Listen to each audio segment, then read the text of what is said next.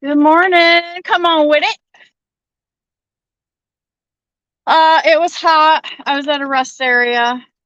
Jamie O, good morning. I'm up or I'm up early, but so I just want to hang out. And and obviously since I can't like go back to sleep yet, and I'm used to getting up at and getting ready at this time, but my load doesn't pick up till 1 o'clock. So I got hungry and I went into the TA, and of course it's crap. And I was like, yeah, I don't want to spend money. I got eggs and bacon in the truck. So I decided to come back out and just make some breakfast. And of course, since I'm used to being up, like now I want a cup of coffee. So, and it's Saturday morning, which is usually, um, I mean, I don't know. I started out with Sunday slots and then I kind of went to Saturday and then I did a Friday yesterday. And so, whatever. Good morning. Don Schunger, good morning. Seeing who's up. Uh, What will change now that BP owns TA? I don't know. I just heard about that actually. I imagine they'll start changing the signs or maybe the programs. Maybe they won't change anything, or I'm sure BP is going to want to put their logo on blast like everywhere. So give me a second. I'm preparing my coffee. So get your coffee.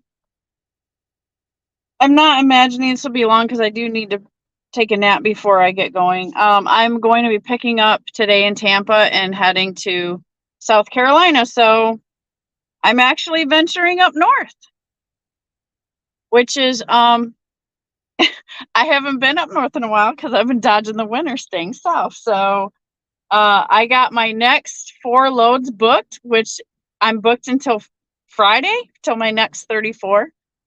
And yeah.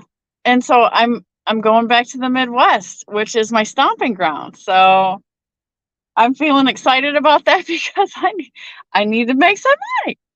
And it seems like rates dropped down here. I was good for this like 2 weeks little adventure that I went on and stuff, but and I haven't been home since Christmas. Like it's time for me to try to get back for a visit to Michigan.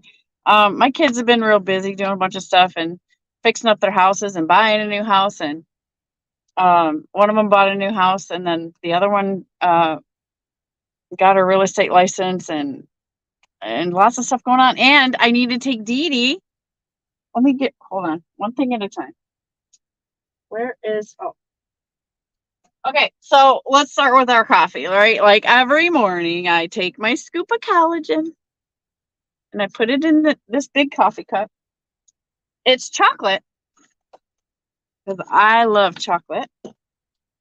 The kind of collagen I get is awesome. It's paleo friendly, keto friendly, pasture raised with pasture raised cows.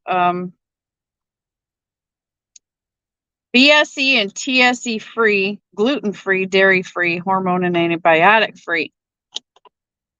It's got 5 key types of collagen from 4 premium sources. Not trying to do a commercial, which I like to just fall into stuff, talking about stuff. But this is from a company called BioTrust, and it's a little bit pricey, but it's the right kind of collagen that's prepared to absorb.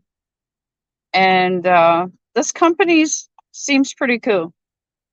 And so you can put it in hot or cold drinks. So I choose to put in my coffee because it makes my coffee taste like hot cocoa in the morning. And I don't put cream. If I don't have it in my coffee, then I just drink black coffee. Like I am a person that enjoys the robust Colombian type, strong espresso type flavor coffee. So anyways, that's what we're doing. So I'm starting out with the coffee. It just got done. Give me a second. Let me pour my cup.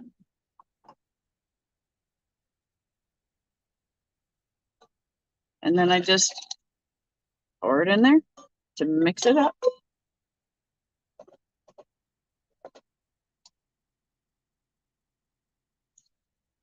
Where would my spoon went? So, do you guys like the different angle? I'm actually, I feel good because I can move around. Sitting and doing like a 3-hour live, you guys, is a pain in the back. You're stuck sitting down or whatever.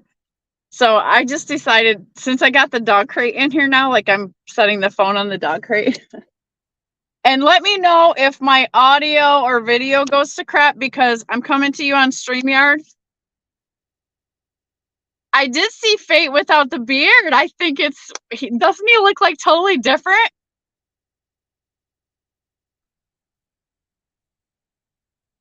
Back when I ran the spot, the middle to middle north of the states was the best area. Yeah, that's what I know best. Stay fairly profitable. No, it still is. It still is. I in my opinion, that has not changed. Oh, look, I got a new hat too. It says dog mom. This is this isn't really my style. I'm not a cheetah girl, but it's pink. I love pink so much. So like I'll almost get anything that's pink. But there was a veteran sitting at the rest area and he had a table full of just beautiful hats, like good quality hats. And the charity was to train service dogs for veterans. And me and Dee Dee went up there and I was like, oh, what's this? And then he explained it to me and stuff. And I was like, oh, cool. Okay. So I looked and I found this hat and I thought it was pretty cool. And I love my hats, right? So is everything good, the audio video? Because I'm on StreamYard at the TA's. I mean, I'm on my cell phone internet and whatnot, but are we good? Just let me know. Let me know while I stir my coffee if we got, because nothing irritates me more than like bad quality audio and video. And I think after all the videos I watch, like mine's the worst out of anybody that has issues. That's my opinion. Okay, so I do want to show you like what I'm up to right now. This is my breakfast ritual. I get really good bacon, okay? And so I got this really thick bacon. Lots of people have lots of cooking items in their truck. I don't. Because the way I eat is keto, right? It's very simple. So I have this, I've done a video on this if you guys want to look back if you're really excited about it, but I got this little thing, $8 from Walmart. And it cooks eggs like absolutely freaking awesome. And so this is how I make eggs. Not just hard boiled. You don't have to be stuck to hard boiled eggs with this little thing right here, right? You can do like poached eggs. You can do little omelets and hard boil your eggs to perfection. I mean, way better than you can cook at home in a pot. Okay. Go truck yourself. Good morning. Take your monkey. Good morning. So this little $8 item is to me a must have in your truck, especially if you like to eat eggs. So I put a little, so it comes with this dish. And this is where you put your eggs if you want like over easy eggs or with the soft yolk and whatnot. Actually, this is where you put your eggs that are out of the shell. Sorry, let me say that right. So I just do that. I drop 2 eggs in there and like a little chunk of butter. Let me see if I can show you. The truck's gonna start. Good. Okay. We're about to get some truck noise, guys. Ooh, can I change my camera? No. Okay. Well, here we go. Let me see if I can do this. So this is hard, guys. Bear with me.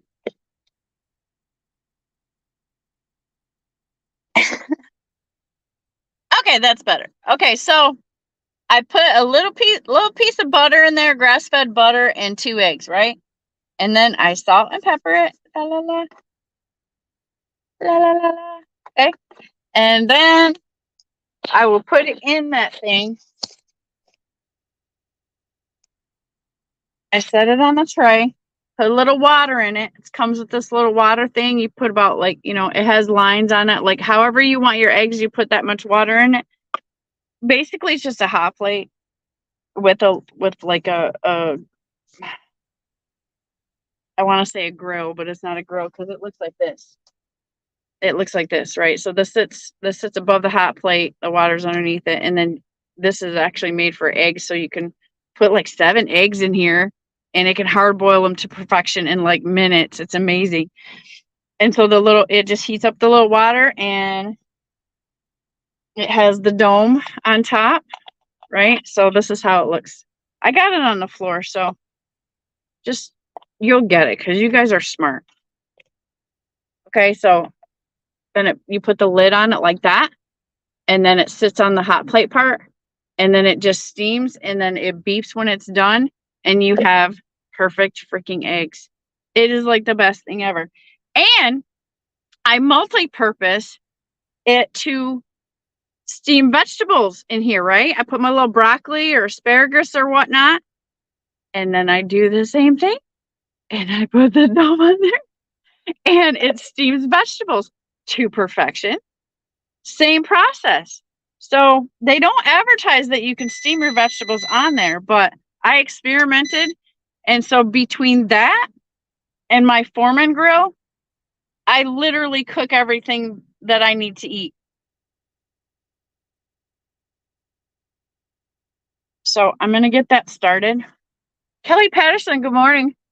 About 3 weeks physical therapy, and I can return to work and make cooking videos. Fantastic, because you see, I'm trying to hold the fort down here, and I'm not as good at it as you, Kelly. But I'm a team player. So, if I can hold the line for you, just because food's exciting. I don't know about anybody else, but I love food. I love to cook food. I love seeing pictures of, like, I call it food porn. But I'm not like I'm not trying to be a fatty or nothing like that. Nothing against fatties, but I love I love just food. Food's like one of the funnest things in the world to me. But I don't go crazy with like sugary food, stuff like that. But food is just, it's so great to cook. You can do so much, right? That's the fun part about it. So when you're in a truck situation like this and you got what you got and you don't have a lot of money, you can get creative. So that's what I did. And I realized with the $20 Foreman grill, I'm going to show you my little scene again, my dirty napkin in there. Okay. This is on top of my little fridge. And this is my cooking platform. And so I'm about to throw that big fat bacon on there. And I got the egg thingy on the floor. And I got the coffee. Where's my coffee cup? I just wiped it out. Where did I put it?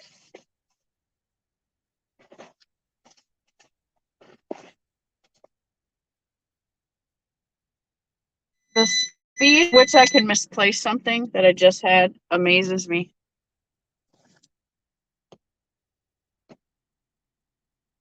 I just got everything ready before I went live.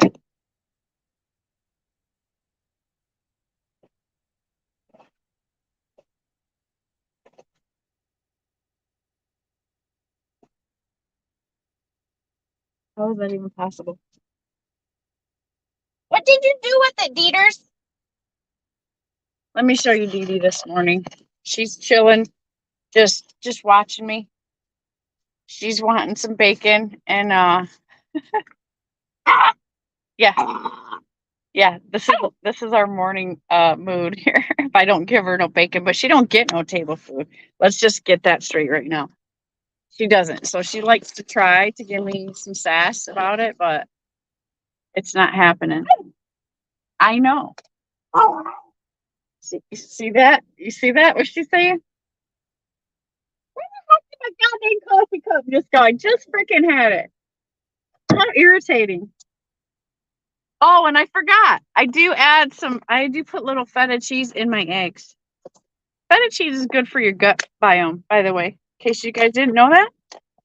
So eat it when you can. I particularly love it on salads. So I just take a couple little crumbles and I put it in there just to add some pizzazz to my little egg.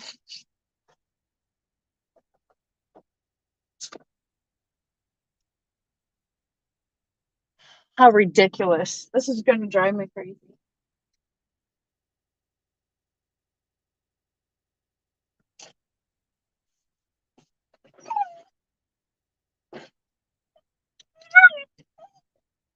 Well, I was super pumped to use my world's best boss cup, but I guess I don't like it. Get out of there.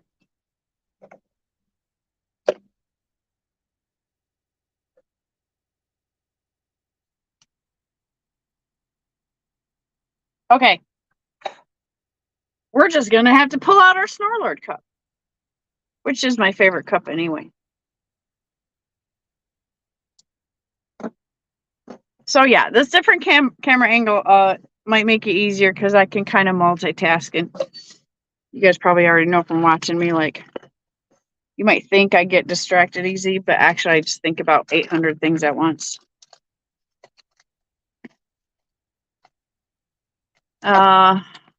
Good morning, Chris. Septon and Trucking is in the house. Let me catch up. JF Trucker, good morning. He says, good morning, everyone.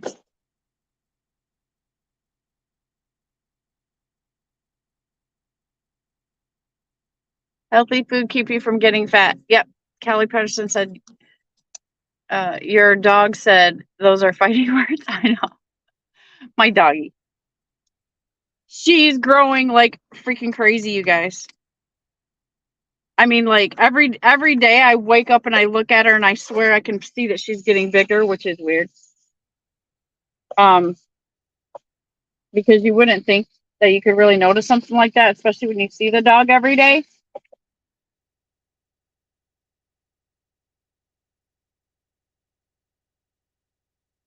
But she's just growing like crazy.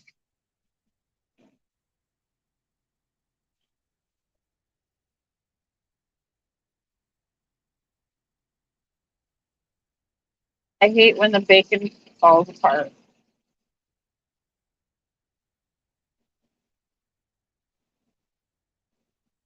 There's a lot of fat on this portion of my cut that I'm cooking up. I like to cook my bacon extra crunchy. Do you guys like it like that?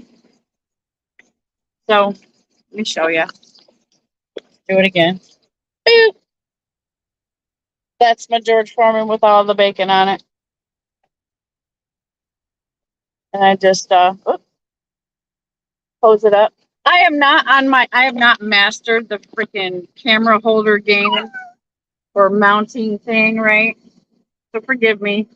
I have mounts. I've spent money on mounts. Like even good ones like this. And they seem great and everything. But they're not good for like when I want to move around the truck and film stuff. I'm open to suggestions, or if anybody has like, go on Amazon, get this one, you can clip it anywhere or put it any, like I kind of need a solution.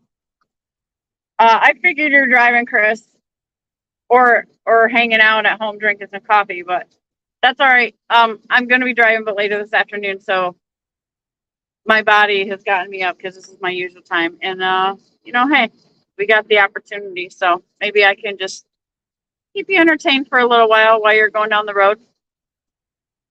Come on, what is drinking? Dunkin' Donuts. I like that coffee, but I don't like any coffee as much as I like Starbucks, but I just can't afford it. But this Black Rifle coffee that Snorlord turned me on to, that's in this great Snorlord cup, I like it. So thank you, Snorlord, if you ever listen to this. Dan Rumble is in the house. Let's slurp some coffee together. Oh, yeah. Come on, Rose says, I like my bacon chewy, but I'll take it however. Kelly says, I don't cook my bacon to crisp. It'll make me sick and get a headache. Oh, that's interesting. I cook the hell out of my bacon. Especially, like, because sometimes I'll cook me some extra bacon to put on my salad, right? So I make bacon bits so I can just crunch it up. Not always make a mess. So I keep 409 in the truck because once I get done with my breakfast mess from cooking, and in my opinion, like food tastes better if you make a mess while you're cooking it. What are you doing? Yeah, so I spray the 409 and degrease everything and sanitize it all.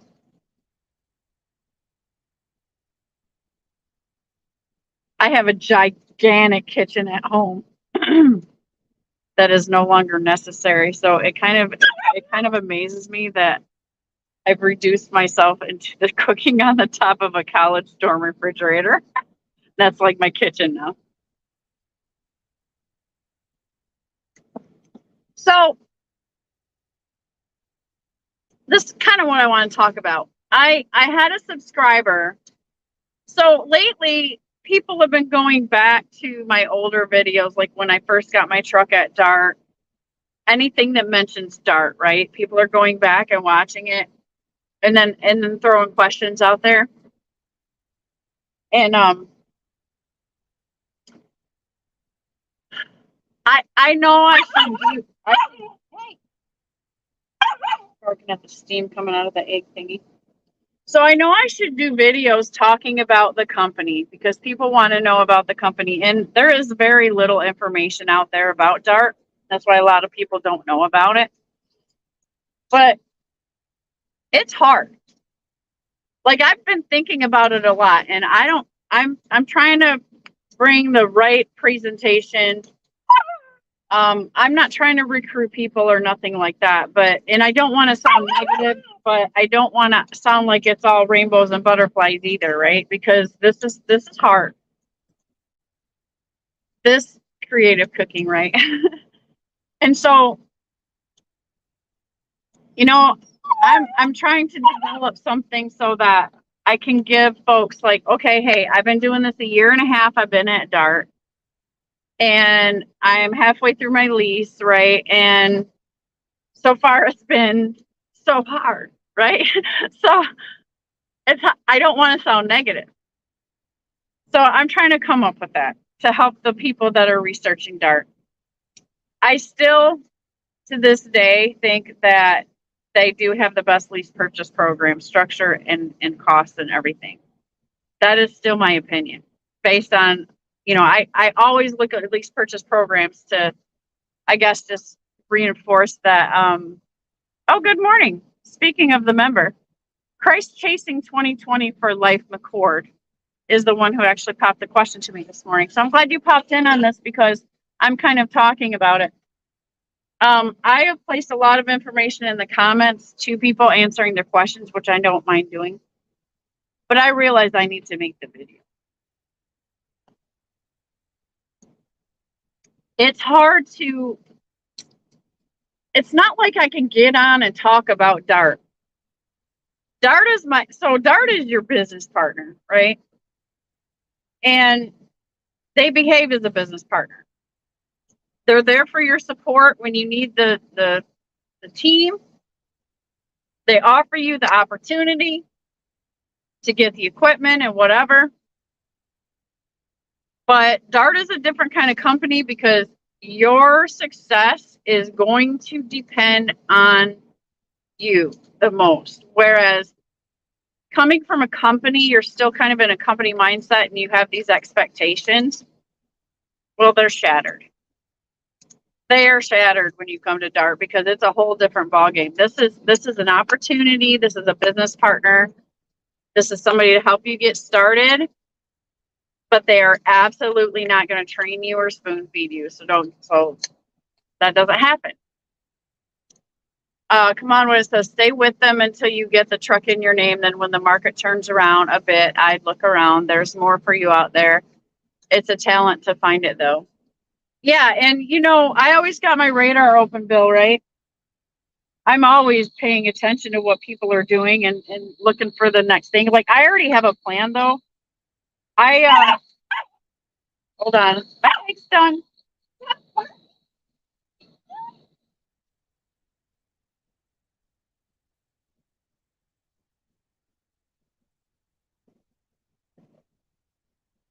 Oh my gosh. This little machine is freaking just amazing. See, Dee Dee's telling you to. She's pissed off because she can't have it. So what I did is I just spooned it out of this little dish.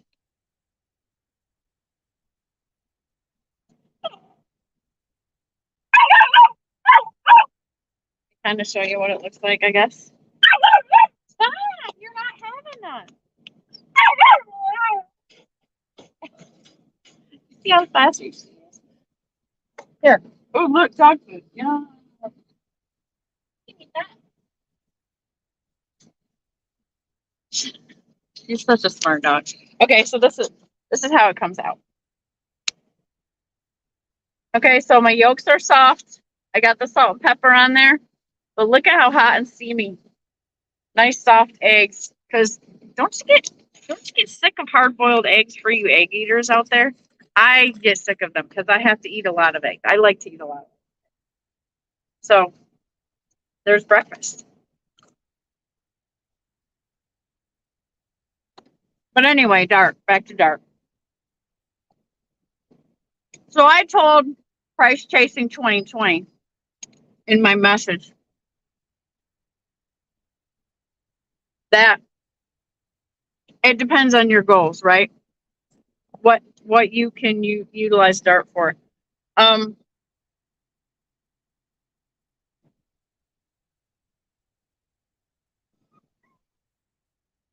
on, it says whatever you want, really, what makes you happy.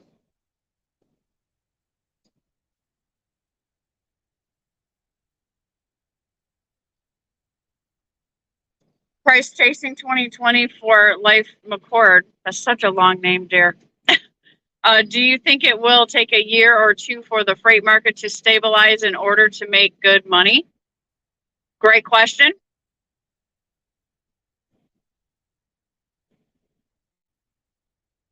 Come on with it. Okay, so Price Chasing 2020 for life. Like I said, if you ask questions in my lives, there are many senior drivers that come in here in the morning. Great guys, generous with information, and really smart and successful people. So we talk about this question a lot, don't we, guys? What's the market going to do? Is it worth it to become an owner operator or stay company? Right? All of those normal things that we all talk about on our YouTube channels. The market's hard right now.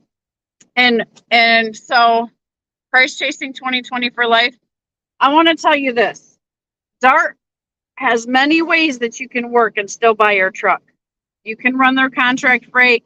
I don't think you can do company and get a lease, but you can run their contract freight and you can just be dispatched. It's not forced dispatch. So a lot of people do that because they just kind of spoon feed them the freight, right? And if you don't like the load, you don't take it and you wait for the next one to come through. You can do that. It's hard, and I think any of these guys would agree. And guys, please give your advice to this driver. This driver is currently working at JB Hunt as a company driver and has the aspirations to go on owner operator. And give me one. You are such a good girl. You are. Okay. So, wants to go owner op and is doing his research. Unless you're a her. I'm sorry if I don't know if you're a girl or a guy. You're not getting the bacon. So all these guys have advice. So I'm gonna throw the question out there to the friends in the chat. Because I have only been driving for 3 years, and so I'm out here living it, and I'm out here learning it myself. And ever since DART released me onto the open market, it's been the economical shithole. So I'm battling through it. But I'm here for the learning opportunity. And even though the market isn't like throwing money at me like that, I'm still getting what I came here for. Which that's what I wanted. But that's me. I'm learning how to be an owner operator the hard way. And I'm securing my first piece of equipment. I'm starting my business. I'm successful in that. I've networked with a lot of these guys, are great mentors to me. I highly recommend Price Chasing 2020 that you subscribe to everybody's channel that you see in here. Or maybe I'm always boosting my mentors' channels. But I'll tell you what, I've survived this long because I've made great friends on here. And I've gained the respect and support of them also. So this is a good place to hang out. I'm just saying. Come on, Wiz says, you want a private carrier with old contracts. Not easy to find, but they're around. Yeah. But as you guys probably figured out, I'm probably going, I'm pretty sure once I get ready, once I get all my ducks in a row, which I'm expecting to happen within the next year and a half, I'll be going with like trucking.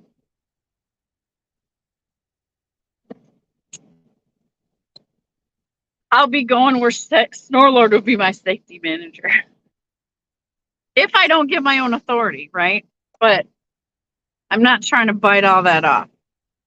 I got a lot of things. Like my trucking business is a part of a bigger plan. Okay. So I had to jump in and accomplish this part to get that piece in place of my bigger plan. I also have another company. I have a real estate property management company.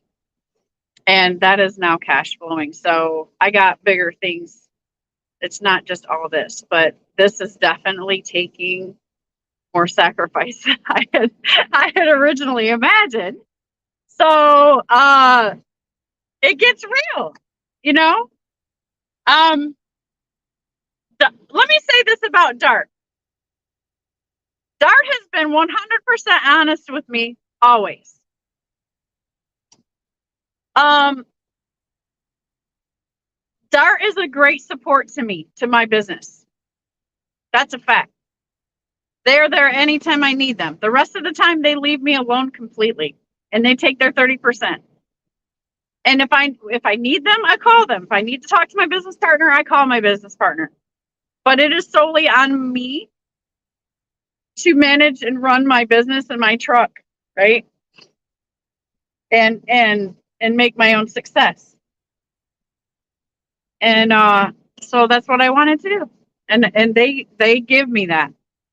It is hard to find a company that will let you book your own loads, work for percentage, and not pay a trailer rent, okay? If you can find those 3 factors in any other lease purchase program, let me know. I talked to 35 of them, and I had those 3 things on my checklist, and DART's the only one that had that.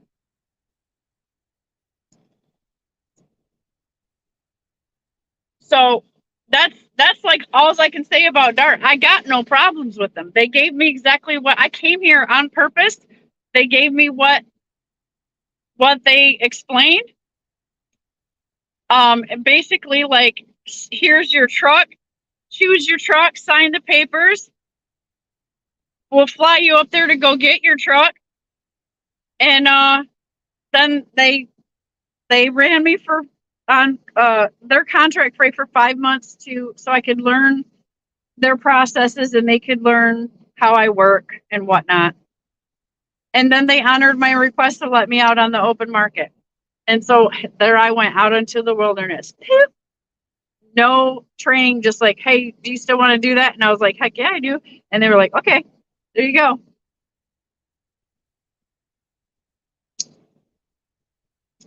Part-time trucking is in the house. Don't mind cooking and eating in the truck. It's the cleaning after that gets me. Yeah. Yeah, I have to immediately clean up after myself or it makes me nuts. Like right now, I need to get this bacon off of this grill because it's so damn crispy. To me, that means it's done. And I love the Foreman grill because once I finish with it, like, I mean, I basically only cook steaks and burgers and chicken and bacon or whatever. I can just wipe it off and it just cleans up like real fast. I wipe it off with the paper towel. And then guess what I do? I let it cool off. I fold it back down. I unplug it. I wrap the cord around it and I store it inside my little microwave. It fits in there perfectly. Boom, it's gone out of the way. Fabulous. Gotta love a kitchen that you can tuck away when you're done with it.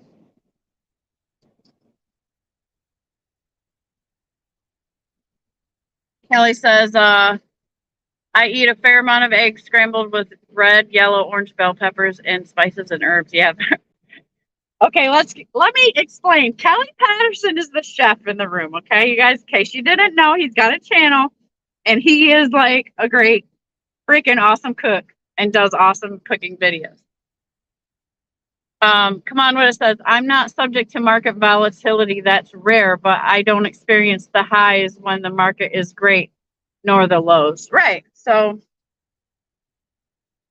it's all in how you depend or, how you want to work, right? Once you get your own truck. I've thought twice about like imagining like, oh, okay, I want to go get a customer. Yeah, the money's good, but it's like, then I'm stuck with that same customer running the same loads. And that means I got to be there every day. And I kind of lose the choices to go work wherever. So I guess, it's what drives you. So, I want the chance to take a day off when I got to go do something else. Like I want the choices. I want my freedom with it. So I'm still, I'm still looking at everything. I'm still soaking it in and I know what I initially wanted to do when I came to Dart was build a fleet of 3 trucks.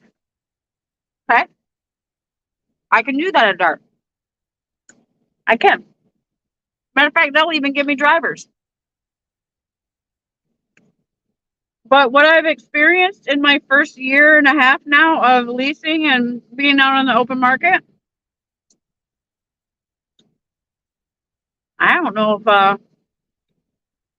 I'm so pumped about doing that anymore. Max Force is in the house. Hey, Max Force, what's up? Grab some coffee in your Snorlord coffee mug.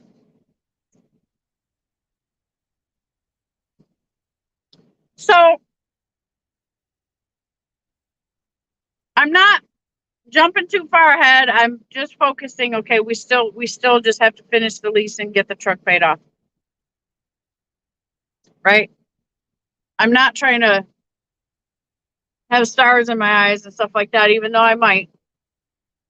But I'm also very skeptical. I'm very analytical. I'm very real. And I'm not getting any younger. So all those factors are going to decide how I move. But first things first, right? So let's just focus on the truck. Let's just focus on the lease purchase. Let's just focus on running this crazy market, learning all the lessons, getting my ass beat out here over and over, but I'm learning from it. It's an education that is priceless to me. And that's my opinion about the DART experience. So it's not as easy as like a company and where you can say, oh, DART's the best, come to DART, you'll be so happy. Man, some people aren't. Some people lose their ass when they come here. Excuse my French. Like, I'm not gonna lie. So I want to be real on my channel, Christ Chasing 2020 for Life McCord. I'm very real. This is not something that I feel like I can be a recruiter for, because I refuse to lie to people and I refuse to blow smoke up your bum, because this is hardcore. DART is hardcore. And to be successful at DART, you've got to be hardcore. And I would tell anybody after all this time, this is just for real, don't you dare come into this with any bills. And don't you dare come into this with a relationship at home that's going to cost you money. And my God, if you have little kids, don't you dare do this either. People might hate that advice, and I'm no teacher, but after experiencing the market volatility that we have with the economy being where it's at in the last year, and if this is the worst, that's my advice. And I don't like to give advice. But if you want to be like, you want to at least make it, come in with no overhead. Hopefully have some money in the bank or have some credit cards to back you up, okay? And then go get it. But you better be ready for the real. There is no foo-foo at DART, I'm telling you. It's different than anything else you've ever probably worked for. I was spoiled at JB Hunt. I was spoiled. It was a great job, and I miss it. But this is on purpose. This is on my purpose. This whole thing is on my purpose. So I had to let go of the cushiness and what I could have had a lifetime of 1,000,000 miles and a happy retirement plan and all this and medical insurance. I gave it all up to get down in the nitty gritty here. I don't care if you think I'm dumb for doing that. You guys can. You might have had a different ride. That's okay. I'm thrilled about what I'm learning.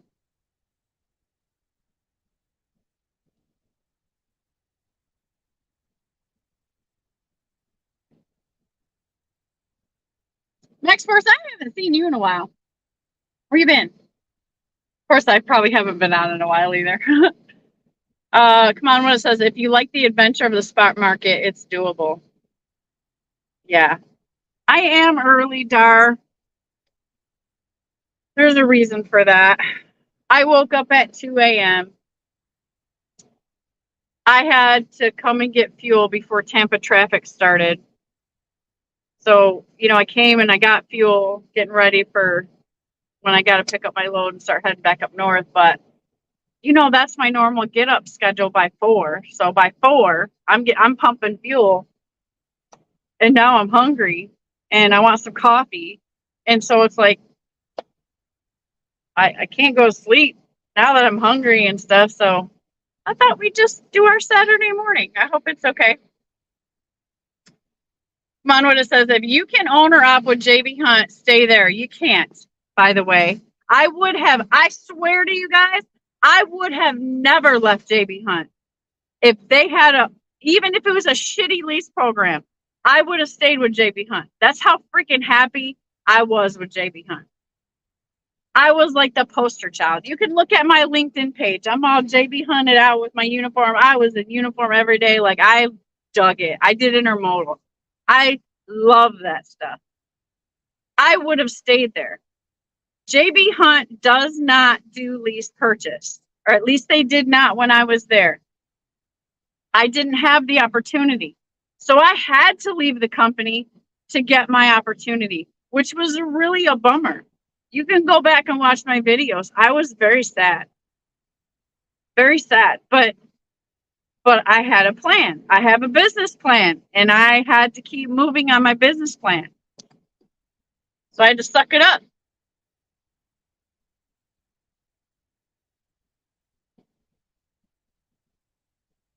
I wish JB Hunt had that program going on at the time I was there. Everybody's saying good morning to each other. Bill says, if I was there, I'd spoon wheel burner. Bill, there's no end to your sweetness. I don't know. Dar says he's up feeding the cat, making coffee. Gas man's in the house. Hey, lady. Christ Chasing 2020 says, Guy and will do for sure. Christ Chasing 2020. I hope you take this information and just absorb it. Consider what I'm saying, because I'm very real and very true. Like, consider what I'm saying. I don't want you to have any shock factor or expect anything to be easy. But, baby, if you want it and you're hungry and that's what you're after, this is definitely a place to get it. Okay? Is that fair enough? I mean, you can get it. And they're fair. Their lease programs are honest and good and fair price. And they've been doing this for 90 years. And please feel welcome in these live chats, please, because you have a wealth of knowledge at your fingertips in here. Come on, what it says, JB Hunt is very old and solid company. Yeah, but Dart's older, Bill. Did you know that? Dart has been building owner-operators for 90 years. JB Hunt is 60 years old. Just saying. Gasman says, why don't you monetize? I don't have 1,000 subscribers yet, Gasman. I'm still building up to that. I think I got like 830 or 40. I'm just, I kind of was going that way when I was making videos more regular, and then it kind of slowed down. I got up to like 830, and then it just started to slow down. And the thing is too, what I think affected that is that I've been doing lives consistently and not just posting videos. And so when you go to my channel page, my last video shows like a long time ago because it doesn't show your lives. I have to download the lives and then upload them on as a video to get them to show in the video column. Otherwise, it looks like I haven't made a video in a super long time when I've done like the last however many days I've done lives every day. So I think that's why I'm not continuously gaining subscribers. Yeah, Dar said. Come on, what it says, Dart sounds like a very good company. Can they drop the T at the end? Right? Jasmine says, oh shit, she's so close. Yeah, I'm close. Good morning, Wheelburner. Wheelburner Express is in the house. Come on, when it says Guten Morgen. Truck driver is in the house. It says, are you married? Are you married? If you're asking if I'm married, the answer is no. I mean, no and yes. I'm married to Jesus in my truck. And now I got Dee Dee, right? She's my partner. I'm married to my business. Yeah. So yes, I'm married in that aspect, but am I married to a male gentleman or any other of sorts? No, I'm not. And I don't wish to be.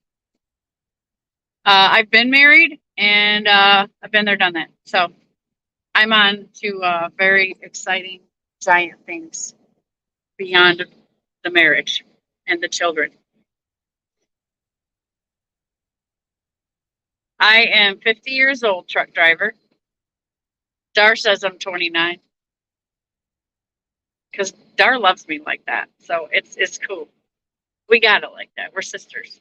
So yeah, I just turned 50 December 21st. I'm trying to hang on to my youth as much as possible and my health. So you'll catch a little bit of that in my channel journey as well. Um, Gasman says she's a stripper.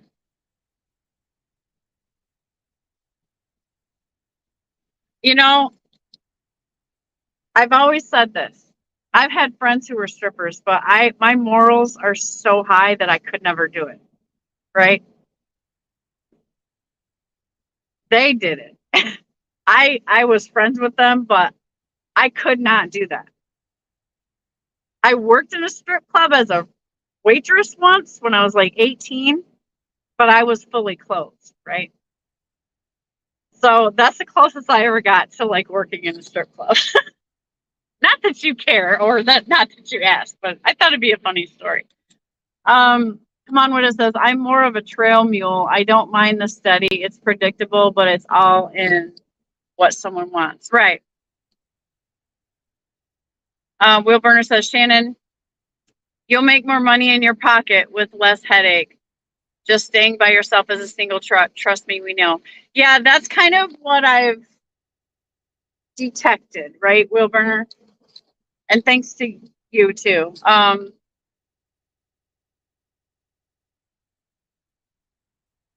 married to my dog. Yeah, uh, I like hearing your stories about the past and whatnot because what I'm what is for certain is that I do meet a lot of or see a lot of guys that had a small fleet, right? And have chosen not to do that anymore. So oftentimes I wonder, okay, why didn't you move forward, right? Was it your business management skills? Was it the drivers? Did you have a bad accident? Was there some type of disaster that happened? You know, I still want to learn those things. I want to learn why people choose to get back out of it. A lot of them, so the people that I have talked to have said it's just too much stress. So I might be tweaking my plan a little bit. I think I got a better, I have a different idea. I don't know if it's a better idea. It's probably a better idea though. Come on, what it says. She actually worked at a strip club. I know. I did. I mean, it was quick money and I was a college kid and it was an easy job to pick up.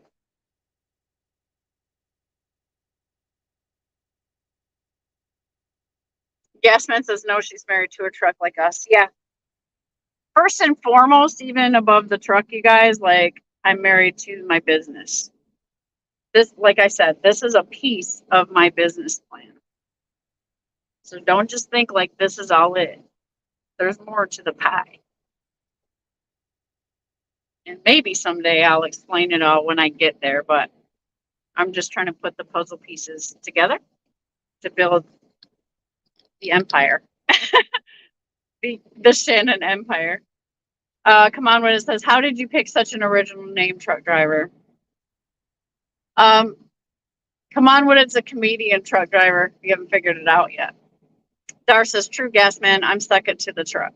Kelly Patterson says, ain't that the truth? Come on. Truck driver says, come on, nothing. Wilburn Express says, truck driver, she's married to all of us. That's true. You guys are my family. I mean, I got the kids and I got the grandkids, but that's my home family. You guys are my E family.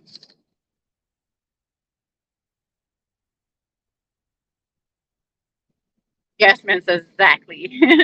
Wilburn Express says, smoky bum. Truck driver says, yeah. I'm not gonna read into that comment, Wilbur. I got I'm not like you like triggers and stuff in my brain. Okay.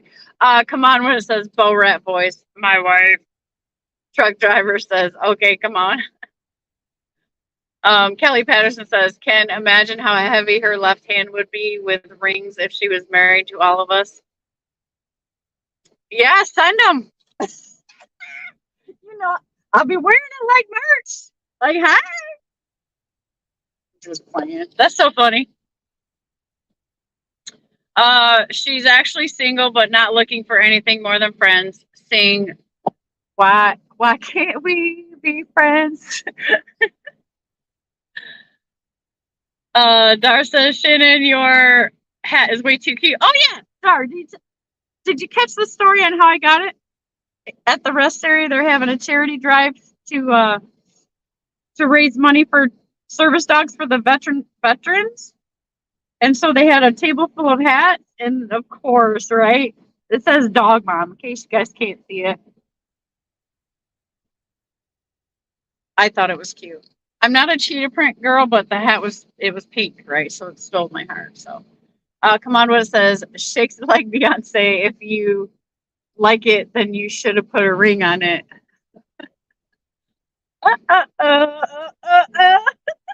It's so funny. Bill gets put songs in your head, and then you can't forget them. Dara, as soon as I think about coffee, I'm out of bed. Yeah, I'm kind of the same way. Like, as soon as my mind starts going, I'm up and at 'em. Unfortunately, weirdly, lately it's been like at 2 a.m. instead of 4. Usually I'm a 4 o'clock clockwork. Lately, I wake up, I gotta pee, I look at the thing, and it's 2 o'clock. I'm like, I'm not supposed to be even waking up at this hour. Come on, what it says, I bought myself a 7-carat ring a few weeks ago. Too much. Yeah, that's too much. Is it a pinky ring, Bill? I'm so curious if it's a pinky ring. Hold on, I have to read. I need some more coffee. I'm getting low. Dar says, well, right now I'm waiting for Brian to make coffee. Brian, really? Still? Or am I late? Truck driver, where are you located? I'm everywhere, truck driver. I'm everywhere. Wherever I want to be. That's the beauty of my DART situation is I can book my own loads and go anywhere I want.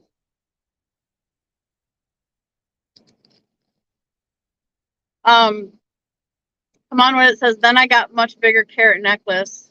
What the hell? Well, Bill, you know what? If you got the money like that, and that's what makes you happy, brother, you know, more power to you. It's an investment, right? It'll appreciate in value. Gasman says, coffee, coffee, coffee, coffee. Truck driver says, I want some company.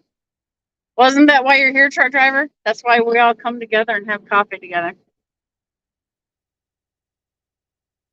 Dar says, no end to his sweetness or his pervertedness, right?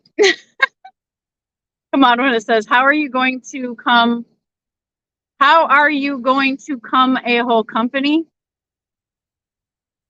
How am I are you talking about me becoming a whole company? I am a whole company. I'm 2 whole companies.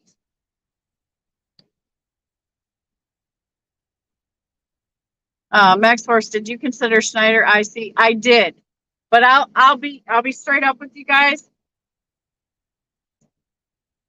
I had a financial issue that they didn't like, so I did try them first, and they turned me away. So I tried them first because I was going to go Schneider Tanker. That was my very first thing that I was trying to look at. So that didn't work out for me, and so I had to find something that worked for my situation, right? Monroe says, I did not know that DART was older. I know most people don't know a lot about DART. It's so crazy. That's what I learned. Like, I started like looking deeper, and I was like, oh my gosh, they're like this little kept secret. They've been around forever, pumping out owner operators, like teaching people or giving them the opportunity to learn it or whatever, however you want to explain it. Umberto's in the house. He says, good morning. Umberto, grab your coffee. Commander says, my company is older than both. Oh, it is? What company is that? Truck driver says, send me your email. Truck driver, what is the purpose that you would like me to send my email to you? Umberto says, plus you need 4,000 hours of views or 1 million views on shorts. Yeah, if you guys haven't noticed, I've been trying to pick up my short game. So, I'm not the best YouTuber, okay, but I'm making an effort. Like if I can make an extra $500 a month or someday or something like that, that would change my life.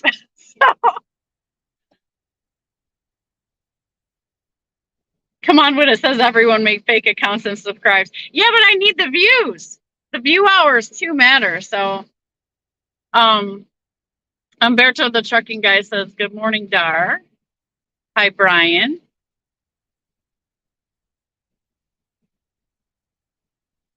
I'm good. Blah, blah, blah, blah. Brian.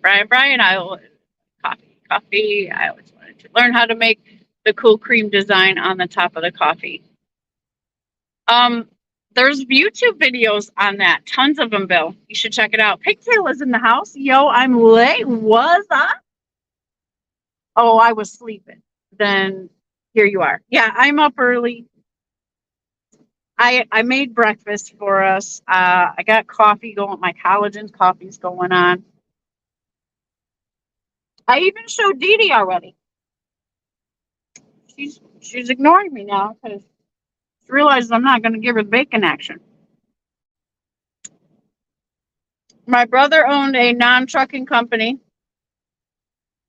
for a long time and told me the headaches of employees. I'll always be one truck operation. That seems to be the most profitable if you're looking for profit percentage. I believe on what I've learned so far, that's the most profitable operation percentage wise. I mean, I could be wrong. Maybe after 4 trucks, you start getting the big bucks or something like that. Dar says, I wouldn't be able to handle employees.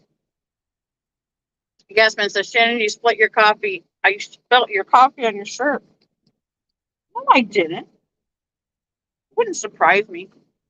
But you got me to look, right? Umberto says, you don't find good and honest drivers these days. Well, the thing is, too, I have friends that are already waiting to drive for me, that are already driving for someone else. So, like, if I called them up tomorrow and said, hey, we got our trucks, we're ready to rock, I got 2 friggin' outstanding friend drivers, but I don't know if I could pay. I can't even pay myself a good wage, guys. Like, how in this market right now, like, how the hell without a dedicated rate or something would I even be able to promise somebody I could pay them? That's the problem. Come on, what it says.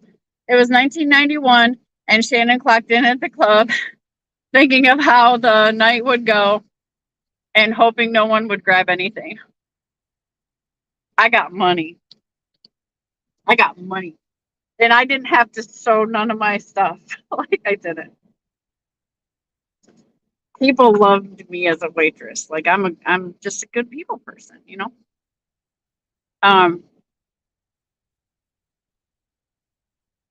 Yeah. Those were the days. Wilbur says, when you were talking earlier about dart, he said dirt, and you weren't gonna blow any smoke up our bum. Oh, okay, I got it. For some reason, you refused to say the word ass. Because I said ass twice previous to that conversation. And, I don't like to cuss. It comes out, but I hate it. Will Burner says, life is good this morning. I have a mouthful of coffee. Great. And I hope you're feeling better today, sir. Dar says, it's too bad your mouth isn't. Okay.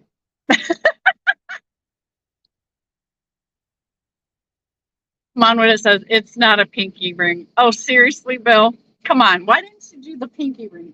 Let me shut the truck off until I burn my whole tank of fuel. Oh, I better make another cup of coffee first before I shut the truck. I got the air pumping. My God, me and Dee Dee was sweating our ass off yesterday.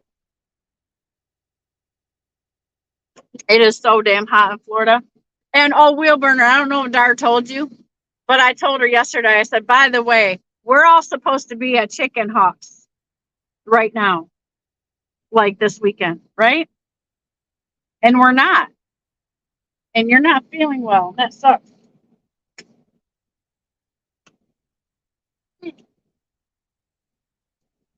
So,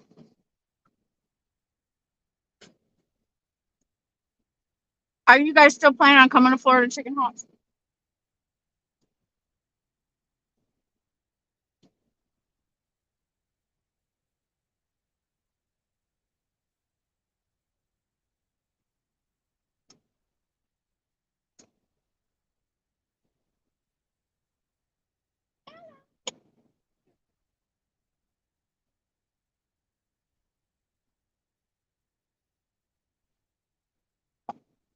Did I tell you guys that Dee Dee weighed in at the vets at 13 pounds? She was 5 pounds when I got her a month ago. She weighed in at 13 pounds.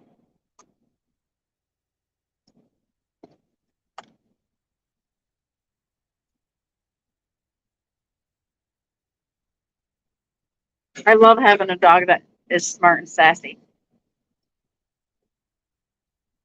But my God, she's smart and good. Like she's learned.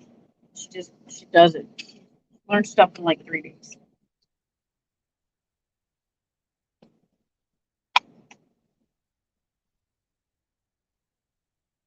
Okay, more coffee's brewing.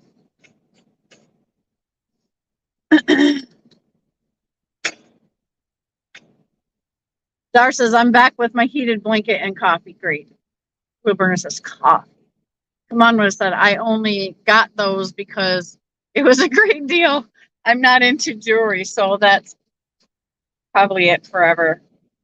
Yeah, me neither. I'm not a big jewelry thing. Now, I would, if I had expendable money like that, I would purchase something that would, maybe appreciate in value that I could pass down or whatever. But that's the only reason. It wouldn't be to wear it. I like a gold herringbone chain, a bracelet. I like ankle bracelets. I like belly bracelets, and maybe a ring, and maybe some earrings. But that's all. And a tiara. I could wear a tiara every day. I'm like that crazy. But I'll stick with my hat, so it doesn't startle everybody. Darcy's a great deal with it, but will you wear it? It's not a deal if it's not useful. Come on, what it said. I wear the necklace when I go out, but the ring all the time. You wear the bling ring? That's what I'm gonna call it. The bling ring. You wear it all the time. Send me a picture, Bill. I gotta see this. Send me a picture. Dar says that it's worth it. Men usually call them chains with it. Gasman says, smash that like, folks. Yeah, please hit the like. Looks like I got 19 people having coffee with me this morning, so I appreciate y'all very much. If you're just coming in, I spoke about Dart, and that at the beginning kind of kicked it off with that. So you might want to go back and watch that if that's what you're looking for. Come on, what it says, a 28 karat diamond and 14 karat gold. Got it at a wholesale price. I forgot the link. Umberto says it's negative 15 degrees here. That's cold as hell. Snorlord's in the house. Good morning, Snorlord. Snorlord, this is Snorlord's merch, by the way, in case anybody hasn't heard me enough times. You need to go get yourself one of these cups. I want Snorlord to sell 100 coffee cups this year. So I'm going to try to figure out more ways to try to sell his coffee cups. And that's not his goal, it's mine. Just because it gave me something else to creatively do. I'm trying to pump Snorlord's merch. Buy one of these because it's cool and it makes your coffee taste better. It's made from ancient rainforest jungle tribe secret ceramic that's been kept a secret for 1,000 years. Come on when it says I'm iced out. Well, that's great, Bill. That's great. Don't get the teeth though. Okay, don't get the grill. Please don't get the grill. Dar says, good morning, Snorlord. Umberto says, haha. Dar 13 Celsius is good. Gasman says, gotcha again, dang. Yeah, you're good for that, Gasman. Thanks, though. I appreciate that. That's kind of funny. I mean, it's totally funny. I love it. Pigtail says, snore with the Lord is in the house. Dar says, not inside my house, Umberto. Umberto says, hi, Snorlord. Everybody's saying hi to Snorlord. And yes, you should. Because he does his lives on Friday, Saturday nights, and Monday, Wednesday, and Fridays mornings. And sometimes with Pale Rider TV, which goes live Friday nights at 8. But Pale Rider's retired now, if you guys didn't know. So he's kicking up the channel action over there. He's doing some real good, like, journalism stuff. Check out Pale Rider TV, too. And Snorlord also has Snorlord OG channel. And he's trying to get that channel kicking up. So go over there and subscribe. Snorlord saying hi to everybody. Gasman says potty mouth. I know. I'm trying. I'm not perfect. God.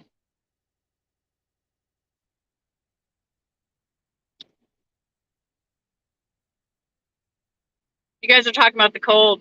Cold. Everybody's cold. It's cold up there. And it's hot down here. Because I'm in Tampa. And I've been here for like 2 weeks down in Florida, making it happen. Which has been a fun challenge, by the way. Dar says our furnace keeps going off from the cold. Snap. Umberto says, it's okay. Yeah, it's so true. Shannon, we are all supposed to be at Chicken Hawks. I know, right? This is February. This is what we talked about. I'm here. Where are you? Just playing. I know Wheelburner had something different going on. Wheelburner Express says, come hell or high water, we're going down to Chicken Hawks. Yeah, so let me say this about that. I have done my research now so that I know how to come down here and I know how to leave. So that knocks a whole lot of stress out the situation for me. Now, like I gotta, I don't want to say a plan, but a plan. Like it's easier for me now. So like if you guys like fly down or drive down or whatever, and it's going to be a certain time frame, then I can 80% get myself there on time. But yeah, God, after coming off the ice roads, Wheelburner, I bet you're just more than ready. It's hot as hell down here. It's like it was 87 degrees yesterday. Me and Dee Dee were sweating. We were sweating outside, and the truck was like an oven because it's black, and the sun was just beating down on it. Wheelburner says, good morning, Snorlord, you old sexy Viking, you. Come on, what it says, if I go to Chicken Hawks, I'm streaking across the parking lot. You might have to beat Chicken Hawk to that. I mean, seems like that's his thing.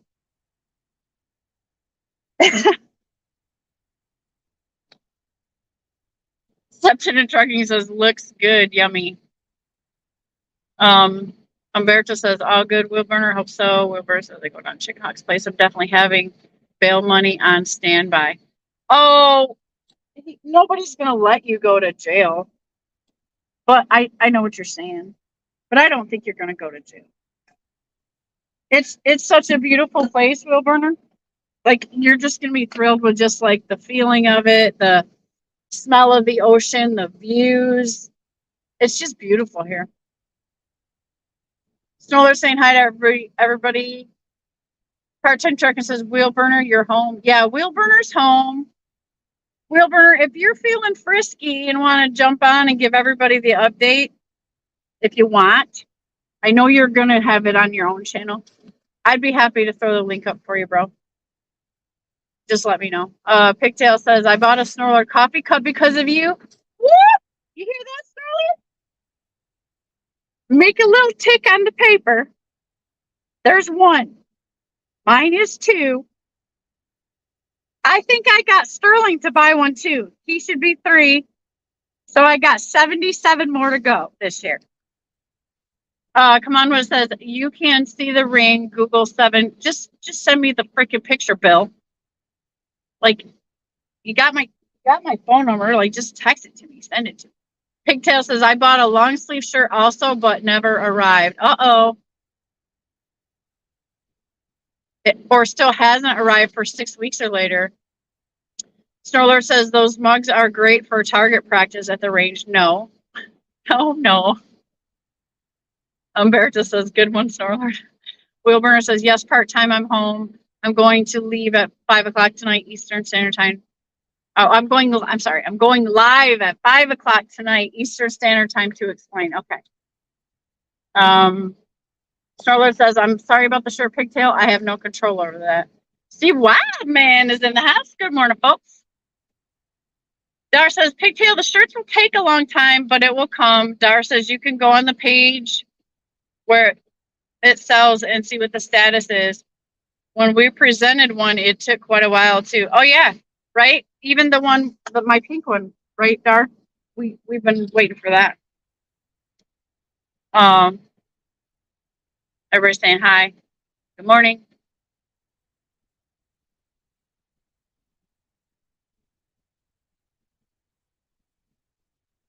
Steve Wildman says, pretty tame now. I got that Nick racing motorcycles in the 70s.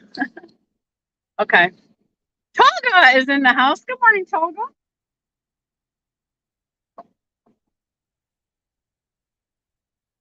I have to pour more coffee into my Snorlord mug.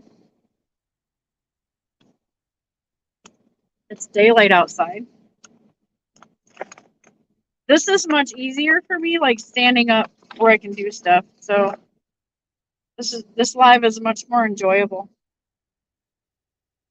because I got a different camera angle. Once I get something that will clip on, then maybe it'll inspire me to do other things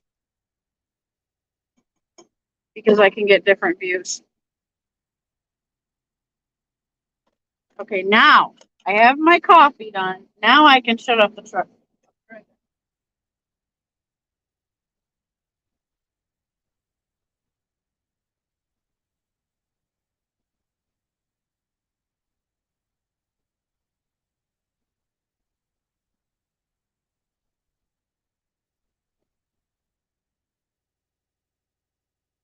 There's one thing I would ask Freightliner to do on the next series of Cascadias would be to make the temperature control a little bit more techy, like buttons or dials where you could set your comfort.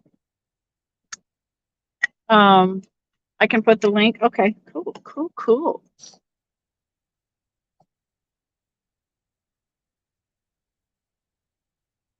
You figure it out. Can I invite? Can I do it from the phone?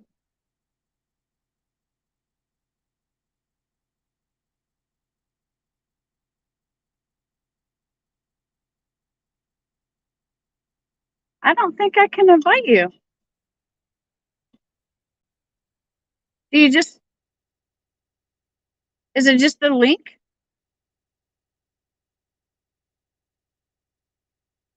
Copy.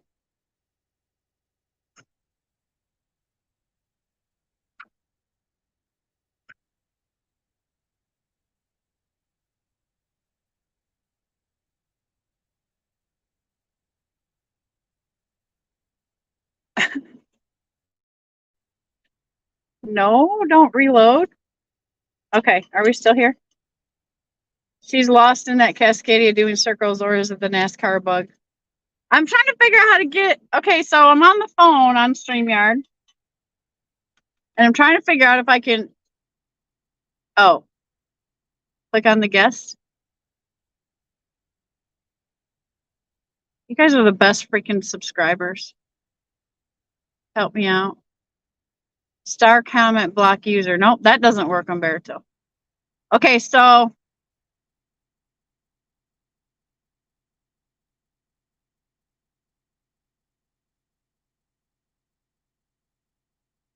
why can't I put a comment?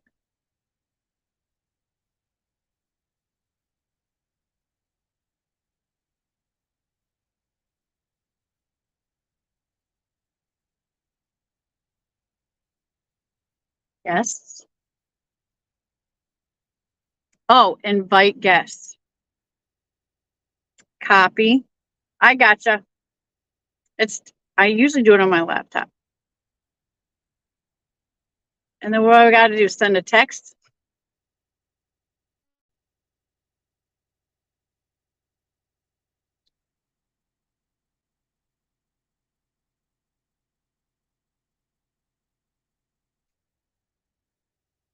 All right, Will Burner, I sent it to your text if that works for you.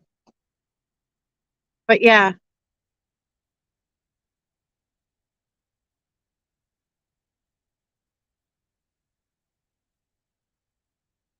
I guess that works.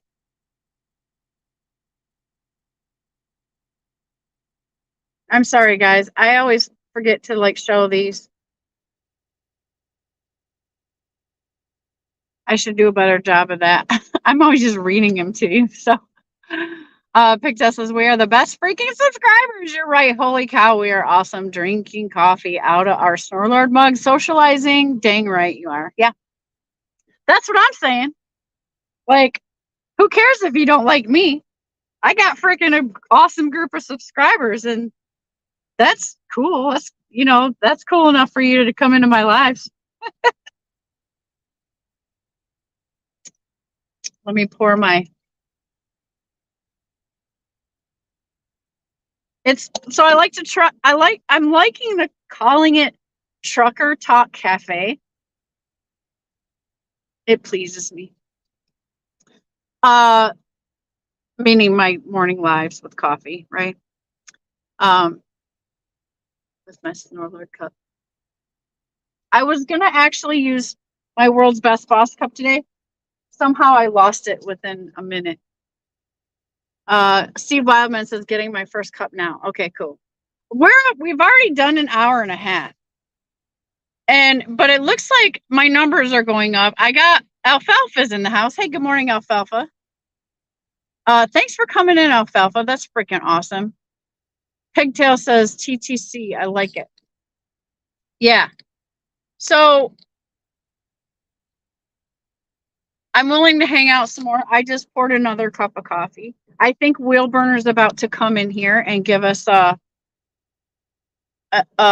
chat. So we're about to go round two, second cup of coffee. So if you're just coming in, thanks for coming on in. Thanks for subscribing to my channel. And thanks for giving a crap to hang out and watch me while you're driving. Because, I can try to keep it going for you. And if you're like me, like, you're not very particular about, like, how serious the content is. But we do talk about trucking, right? And we do get into some really good, sometimes our coffee talks get really good and interesting. So you just never know what's going to happen here. But, I'm not totally super interesting 100% of the chat or the time that I spend on here. But usually we get into something that's interesting and that can teach people something. Steve Wildman says to bed at 3 a.m. so coffee is a miss. Yeah, I woke up at 2 a.m. and it led me here because I usually get up at 4. So it sucks when you wake up 2 hours early, and I got a long drive ahead of me for the rest of the day when I do start my clock. And so I'm kind of off schedule. But I'm like, hey, it's Saturday morning. I know I did a live yesterday,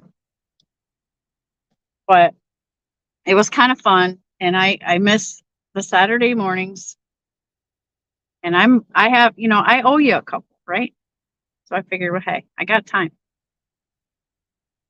I've been so god dang slammed the past couple weeks, so that's why you haven't really seen me.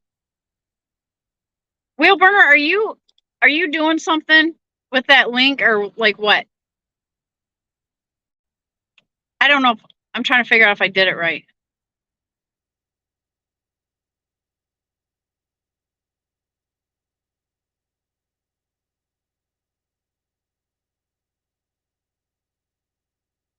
Oh, let me do this. Dirty Bro, good morning. It's great to see you. Dirty Brook, you're one of my favorite channels, by the way. Pigtail says, Safety Man Snorlord says so. Steve Wildman says, port here at me has slowed to a crawl. Yeah, Steve, I don't know where you're at, but when I came down to Tampa last week, like I was doing port work, and I was like, cool, this is great. I could do this every day, every week. And then it slowed down to like nothing. So that's why you're seeing me now finally leave Florida and head back up north to my Midwest area. Pigtail says, do not watch Shannon while driving. You can listen. Do not watch while actively driving. Yeah. Oh, that's what the Snorler comment was about. Safety Man Snorler says so. Yeah. That's how we roll around here. Safety first. And I am serious about that, you know? WCF Invader is in the house. What is up, Shannon? Hope all is well. Yeah. I mean, I've been surviving Florida with Florida freight the last 2 weeks, guys. I've been challenging myself. And I've been in the sunshine, avoiding all that crap storm up north. I've been sweating. I've been having fun with my puppy dog outside. So yeah, I'd say it's great. It's a great day. I'm here with you all. That's wonderful. And I found a red long sleeve t-shirt in the TA. Oh, God dang it!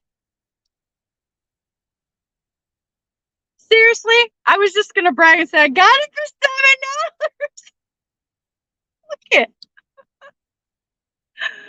It's got a hole in it. The stitching came apart.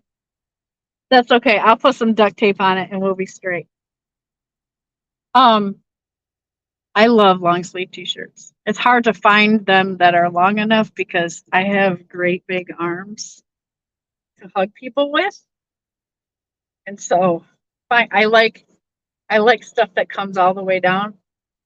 That's tough for me to find sometimes. I need a custom tailor, you guys. Steve Wildman says it's always a long day out of Florida. Yeah, I'm leaving for a buck a mile. I ain't gonna sugarcoat that crap. I'm going to South Carolina for a buck a mile. After sitting yesterday and taking my 34, so I'm coming out in the hole. Everybody's saying hi, Dirty Broke. WCF Invader says, wait, what? Wheelburner is back at home? Oh, I think he's in here. Yeah. He's coming in right now, WCF Invader. I think he's in my lobby. Just let me work this out. This is my first time doing StreamYard on the phone and having a guest.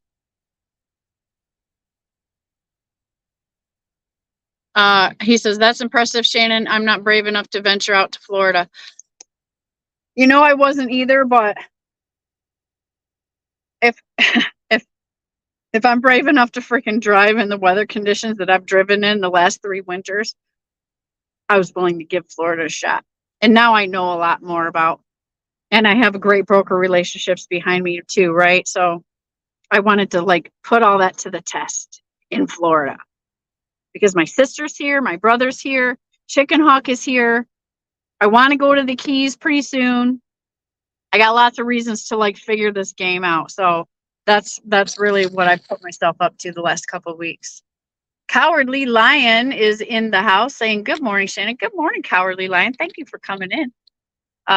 Dirty Broke says, I guess that's why. Steve Wildman says, I'm in close to North Carolina, South Carolina line at coast 40 miles north of Myrtle Beach. Like, is that where you live, Steve? You trying to have lunch? You trying to have lunch when I get up there or something? Organized Chaos is in the house. He says, good morning. Good morning. Get your favorite coffee in your favorite mug. Hopefully it's a Snorlord mug. If you don't have a Snorlord mug, you can go to Snorlord Metal Viking Caveman Truck channel and you can hit the subscribe button and you can go to his merch tent and you can order this bad boy. It's a great cup. We're trying to sell 100 at least Snorlord cups this year. So if y'all want to, if you're desiring one of these and it's on your wish list, just go order it. It'll take about a week or so to get to you, maybe. Knock that off your to-do list.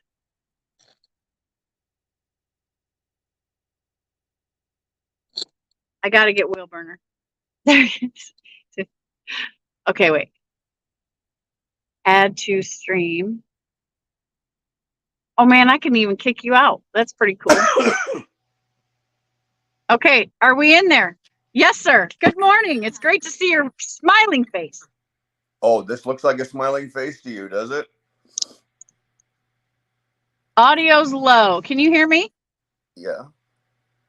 Okay. Say something again. Can you hear me now? Yeah, can you guys hear him okay? It's really low to me. Let me check my volume. My volume is up. Settings, audio.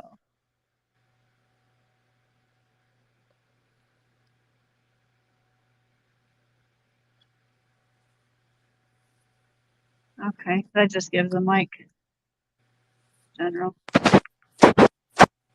You can talk, Brian. I'm just fiddling back here trying to make it better.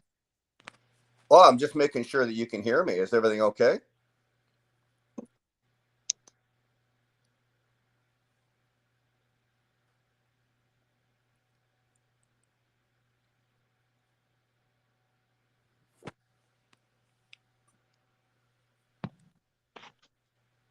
I don't know. Let me shut the truck off. That might help.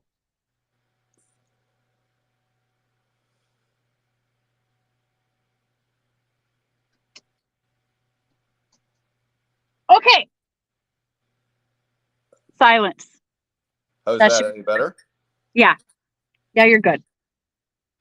How are you? I didn't think those Freightliners are that loud. I'm okay. Okay. No, it's just for some reason I'm not getting a good, strong, loud volume from my phone because I got you on StreamYard on my phone. So okay. That's the issue. And that's why I was trying to just like check my volume to make sure it wasn't that. You'll notice I don't have a Snorlord coffee cup. I'm drinking out of a Starbucks. Well, this is Dar's big. This is the biggest coffee cup we have in the house. So unfortunately, it says Starbucks on it, but I have to drink out of it because it's the largest one we have. Well, the Snorlord coffee cup is not.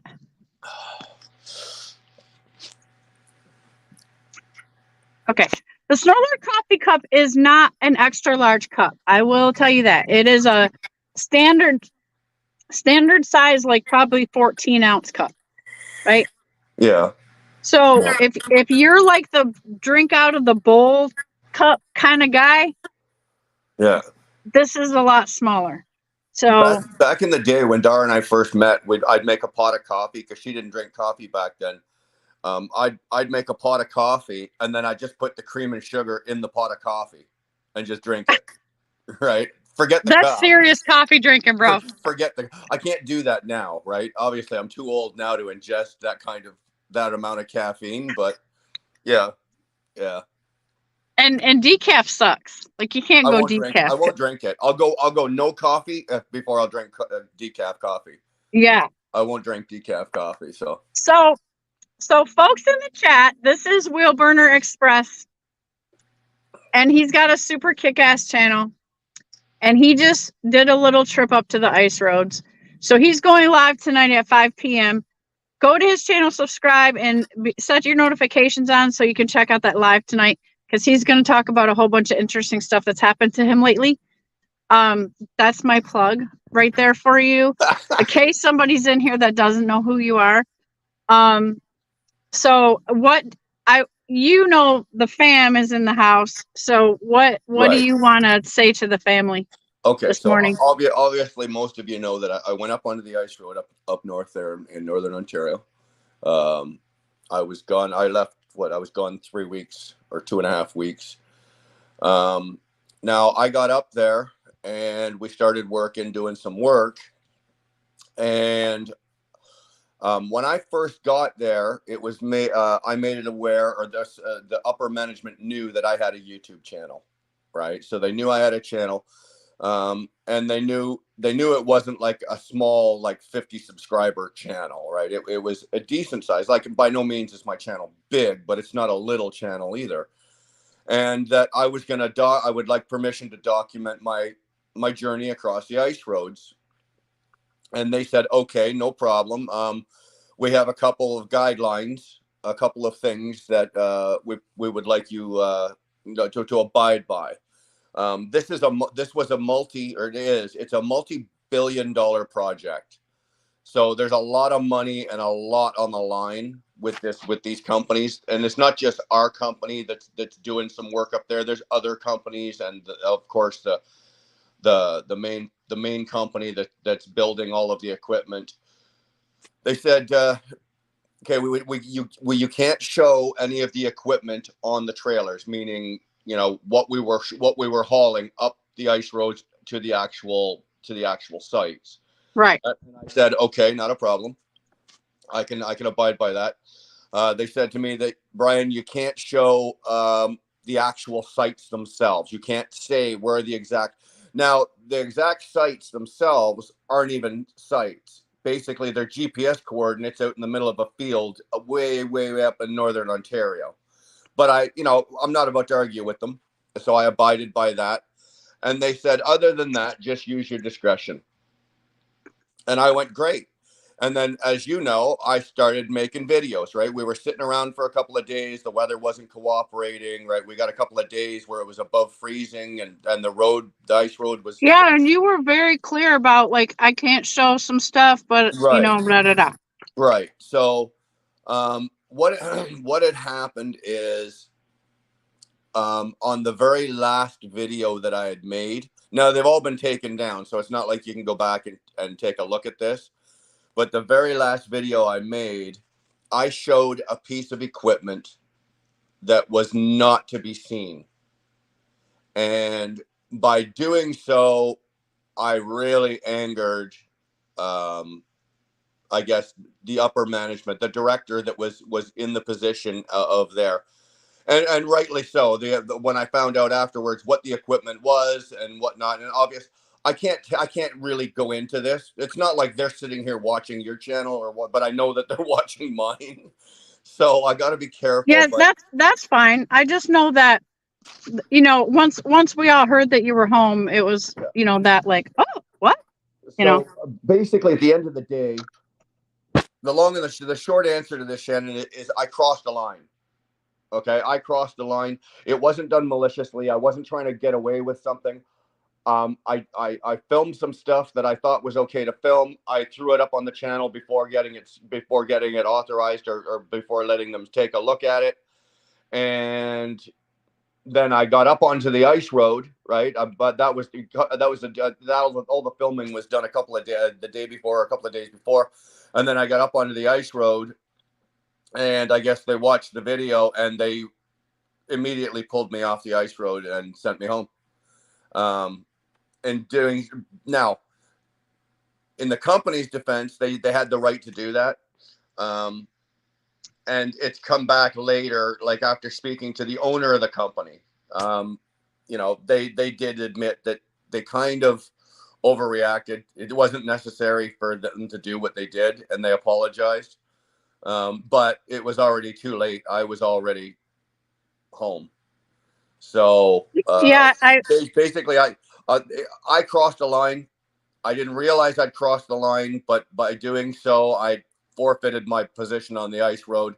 And they thought the safest thing to do was to just remove me and the channel from the situation, which they did. wow. And here I sit looking at your beautiful face. Well, thank you. But I think not, I mean, my opinion, not that you asked for it, but I think that that was a little excessive at first. I think they could have slowed down held the phone for a second and communicated with you first They could before have. they went to like all those measures. They could have, but something that we're not accustomed to, like I'm not accustomed to, is when you're dealing with those kind of dollar figures, the stress level that these people are under is ridiculous. I mean, Yeah, I bet. it's ridiculous. So, when they're already stressed right to the max, and, the guy who made the decision, who got angry and everything, this guy's been working 16 hours a day, 7 days a week since January. He has not had a day off, and if he got any more stressed, his head would blow off. And he was the guy that made the quick decision, and then the owner afterwards came back and said, after he had spoken to this guy, he came back and said, okay, this was a little excessive. We didn't need to remove this guy. Right. Like, this didn't have to be done. But by then it was already, like I said, it was already too late. I was already 3/4 the way home when I got the phone call. So nothing I can do. Now my contract with the company is safe. I'm not in danger of losing my job. I'm not in danger. I'm welcome to go back up again next year. They've made it absolutely clear. There's no hard feelings. I can go up next year. I'm still working. I'm going to be going. I'm going to be going back to work probably on Monday. I just thought I'd take a little time at home here, with Dar and the kids and everything. And then it's almost like the day I got home, I got sick. So I've been sick for 3 days now, and I'm just kind of coming out of that. Oh man, I'm sorry to hear that. That sucks. It's just a cold. Let me ask you this. Sure. For the experience of it all, did you get to run a load at least once? Yes. Okay, so you got to taste it. I did not get to cross a lake, because where our area was, there was only 3 lakes, and one of the areas that I went to wasn't a lake crossing wasn't required. So I didn't get to cross a lake, but yes, I did get to drive on the ice road. But unfortunately, one of the stipulations that was given to me that the company said is, you need to take those videos down, which I did. I obliged right away. So I can't even show you me driving on the ice road. Oh. I've got the footage, and I think maybe somewhere down the line, I'm gonna work that footage into maybe like something. We're gonna do something else, showing different driving. Maybe do a video on driving conditions. These are summer conditions. These are winter conditions. This is ice road conditions, right? So I might work something like that back in later, because I've got some really good footage. Because I had, the whole time I was on that ice road, I had the cameras rolling. Well, if you don't end up doing that, you can still make those videos private or to people that you can only send links to, and then you can send me a link. I'm just saying. Yeah, I'm okay with that. The videos are marked private right now. Okay, Okay. like it's not like we took them down and threw them away and deleted them. Right. That would be stupid, right? Right. So we've just made them private, so you guys can't see them. I don't know how to do it. Of course, Miss Tech Wizard over here, she knows how to do it. Right. I know So, Dar does. so if there's something like that, we can probably make them so that, say, like you, or say Steve, or even like Don, like WCF Invader, like if Don wants to see them or something like that, if he had whatever he didn't see, I can probably make them available because obviously they are not going to be they're not going to be looking at your channel, or they're not Right. going to be watching you. So let me ask you, like, so bucket list perspective, do you feel like you can check that off, no, or no? You want to go all the way? yeah, I didn't go balls to the wall. Right, Okay. I did not go balls to the wall. Yeah, I drove on an ice road, but Christ, you can pretty much go down any county road in Wisconsin right now and be on an ice road. Right, you don't have to be up northern Ontario to be on an ice road. So no, Yeah. the bucket list for me is doing the lake crossings and doing the actual, you're on the ice road, you're on the lake, you're on the ice road, you're on the lake. Yeah, I feel you there. Yeah. Do you think you'll try it again in the future? I might, but I will be changing trucks to do it. I don't know if I would want to do it with, like, because you've got the same truck as I do, right? Yeah. So I had to take all the side skirts off, like all the side skirts, because I got the skirts on the side of my truck, the panels where the fuel tanks are. I Yeah. had to take all of that off. I had to take the mud flaps off. I had to. What else did I have to do? There was a couple other little things I had to do. The Cascadia probably is not the truck best suited for that. A lot of the trucks up there were not a lot. All of the trucks up there were all heavy spec trucks. Like, they all had 25,000-pound front ends. They all had 46,000 rears. Did They you were feel like the baby in the Oh, I group? did. I did. I'm looking around at all these guys going, yeah, I'm just gonna sit here and play with the big boys. Yeah, it's so if I do it again, I think it would be something that I would probably use a different truck to do it. I don't know. Bry's got to go get another W9 just for that trip. Just telling you ahead of time. That's not He's going gonna to show up happen. with big balls next time and big stacks. That truck that we did see, dude, that was, oh my God, I got so excited. That thing was badass. Which one? The W9 with the tri-drive? Yeah. Yeah, those are serious, man. That thing looked like a monster. Yeah, but Shannon, at $410,000. That's what those Yeah, it things better are. be a monster. Yeah, for $410,000, it better do my laundry, make my coffee, and drive me across the ice road by itself. Yeah. And so for my learning purposes, can you explain to me why that truck is 400 and whatever? It's just the equipment that's on it. It's that those ones there had 25,000-pound front end suspensions. They had 64 or 65,000-pound rear end suspensions, and they were a tri-drive, so there was a third axle. Now, when you add, and they were double framed.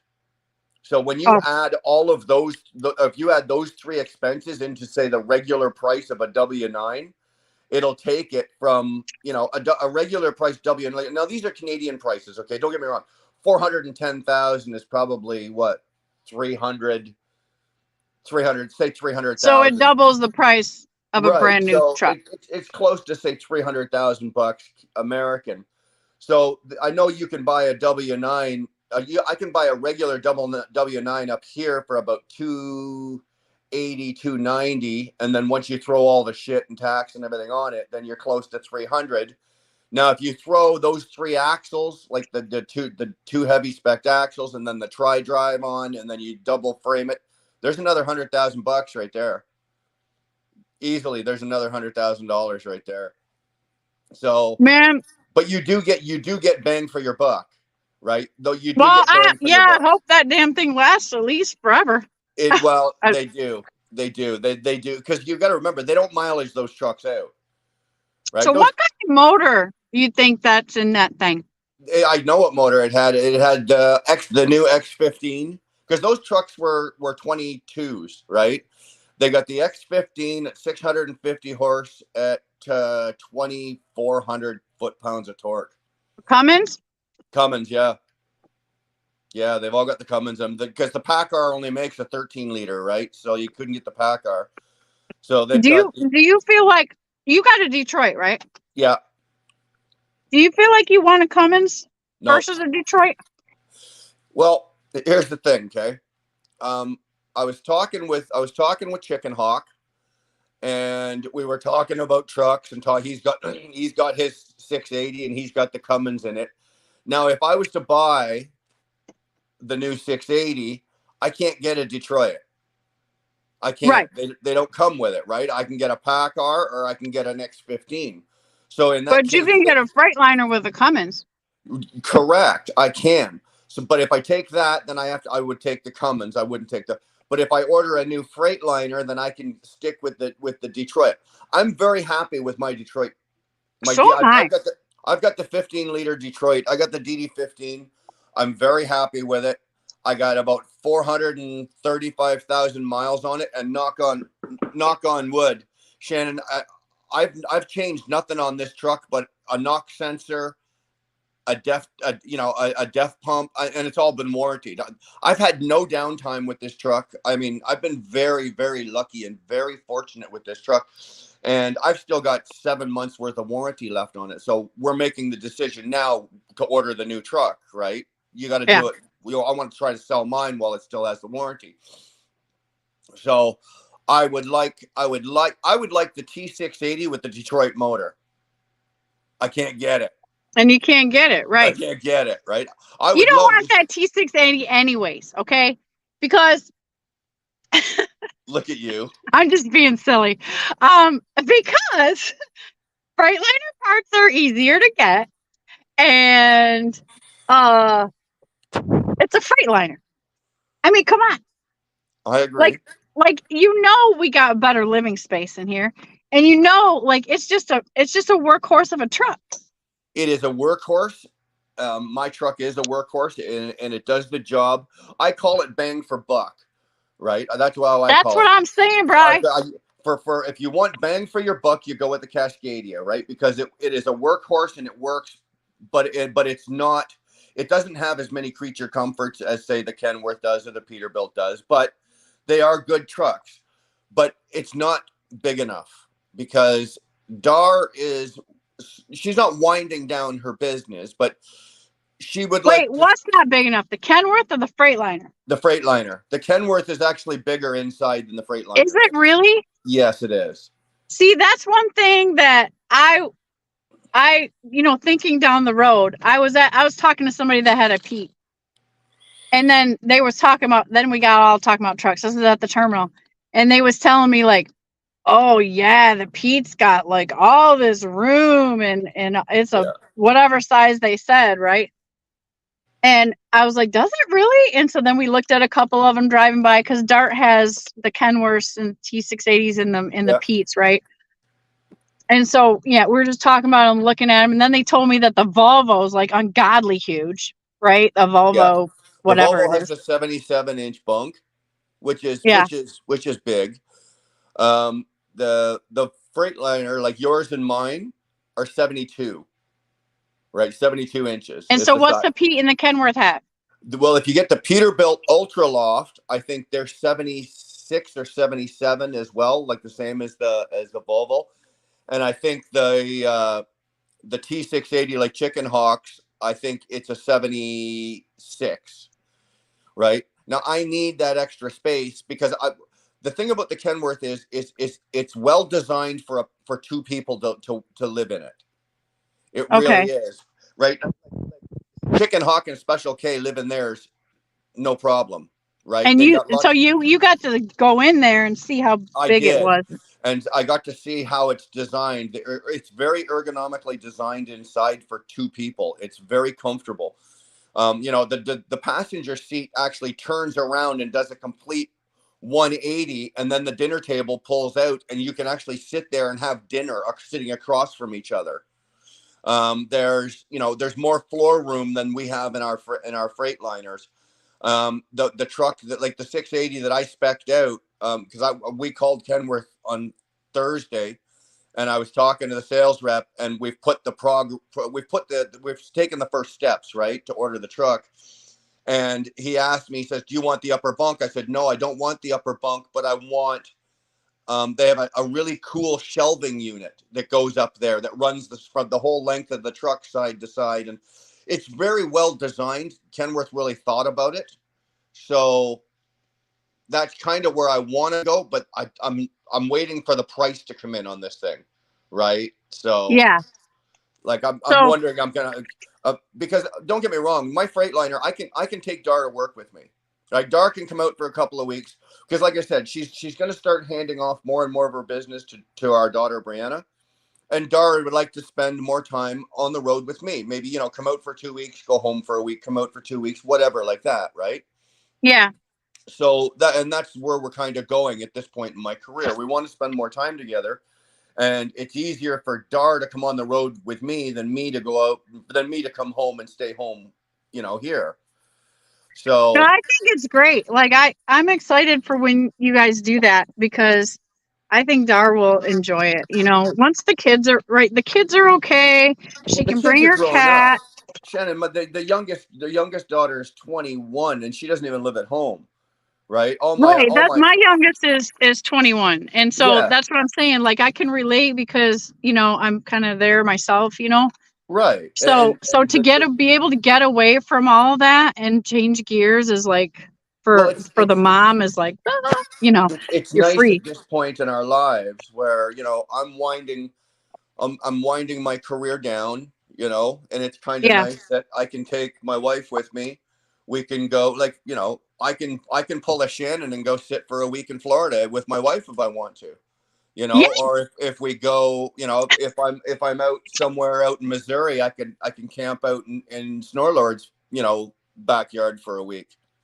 Yeah. Yeah, but that's what I'm saying, right? It's just that's where we're going with this. So I'm trying to get, in this case here, I'm trying to get bang for my buck, but I'm trying to get the most creature comforts because I have to make sure that Darlene is comfortable. I can I Right. can drive And I it's can drive only a the difference of like, what'd you say, 6 or 7 inches? Yeah, but believe it or not, that 6 or 7 inches makes a huge difference when it works out the square footage for the Okay. whole back of the truck. Yes, it's 6 or 7 inches deeper, okay, but it actually adds a lot of space. It's more than you think when you Yeah. most people go, So oh well, what's 6 inches, and they go, oh, like, okay, that's six. But when you add that to the back of a bunk and you extend that bunk 6 or 7 inches, it makes a whole lot of difference in living space. Um, how is what we have? Is this the biggest Freightliner we can get? Just curious. Yes.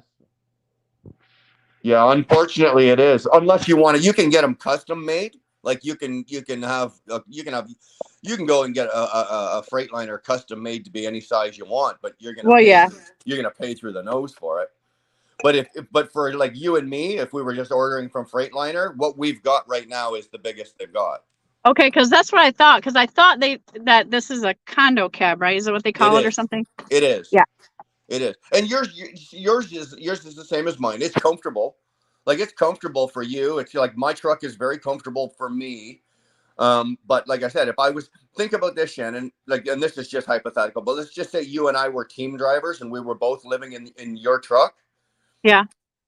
Think about losing half of your space pretty much, or there's another person in there moving around and living there, and yeah, they're probably sleeping some of the time, but your space gets cut off. You realize I how know small that truck when is. I first came out, my very first job, I was teaming with my significant other at the time, Right, and he was a big, muscly guy, right? So right.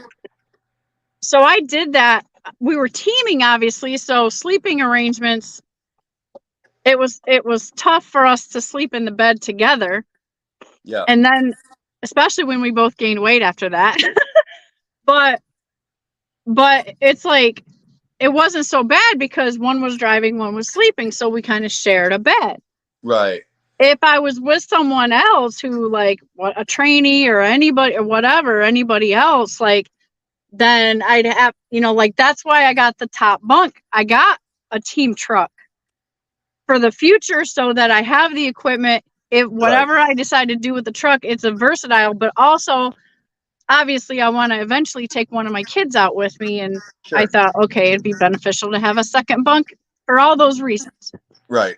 And Well, so, but to have a person in here again with me is, I mean, obviously, like, I've been adamant about staying solo and not being a trainer because I don't want anybody in my truck, in my space. Right. I think this is a great space for me. And it I is. even hesitated thinking about getting a pet involved because I wanted all the space that I have in here, Right. And so now I share that with Dee Dee, and I've managed to fit a dog crate in here rather nicely. And that's about all I'm willing to accept. Like, Yeah. I See, can't fit another person in here. I don't have to worry about teaming because obviously Dar's not going to drive the truck. So she's going So to be yeah, but away. so that means that you got to make her as comfortable as possible too. Absolutely. And that's got to be my number one priority, right? I've got to make sure that she's comfortable. Oh my God. Look at that. Look how big she's getting. What'd you say? She's 13 pounds? She just weighed in at 13 pounds. She was Jeez. 5 pounds, 0.4 ounces when I got her. She's beautiful. And look at how big she's getting. Like, Jesus. she's a doll, man. Like, I love her so much. She's my buddy. And I'm very, very glad. Like, a lot of people give me slack about getting a healer and the truck and all that, but I really made the right decision. Her attitude is great for me. Yeah. And she's got all the energy I just needed around me. Like, very positive, happy dog. Do you find with the dog that you sleep better? Have Yeah. you noticed that you sleep any better? Or are you not there? Not that maybe she's still up making noise and keeping you awake or anything. I would say she's probably, I'm the one that wakes up in the middle of the night and has to go pee. Right. And so because I do, I take care of her too. Cause I know, like, she's been laying there for hours. She has to go to bed. Right. So it works out with my schedule, but, she sleeps all the time I'm driving. And then she wants to razz me when I'm done driving. She wants to play and whatever. So I got to get some of her energy out to be fair to her. And then we go to sleep and she sleeps all night. And if she is awake while I'm sleeping, she just quietly chews on her little toys and just stays chill. Right on.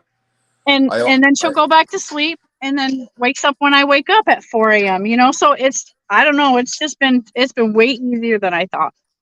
I always slept very well when I had one of my dogs with me. Like, my dogs are too old now, like they're seniors now, so they can't do the trips anymore.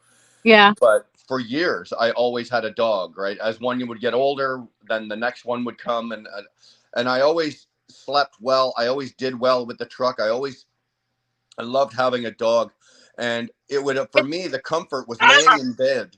It would be laying in bed, and I could reach over while I'm sleeping and just pet the dog, right? Just to know, it's just a comfort thing. Excuse me. There's that too, right? I have, she comes up and gives me puppy kisses on my face. I have someone to play outside with. I have someone to talk to. And I just have somebody to look after, right? So I have a piece just having her, like, it's company, and she's funny.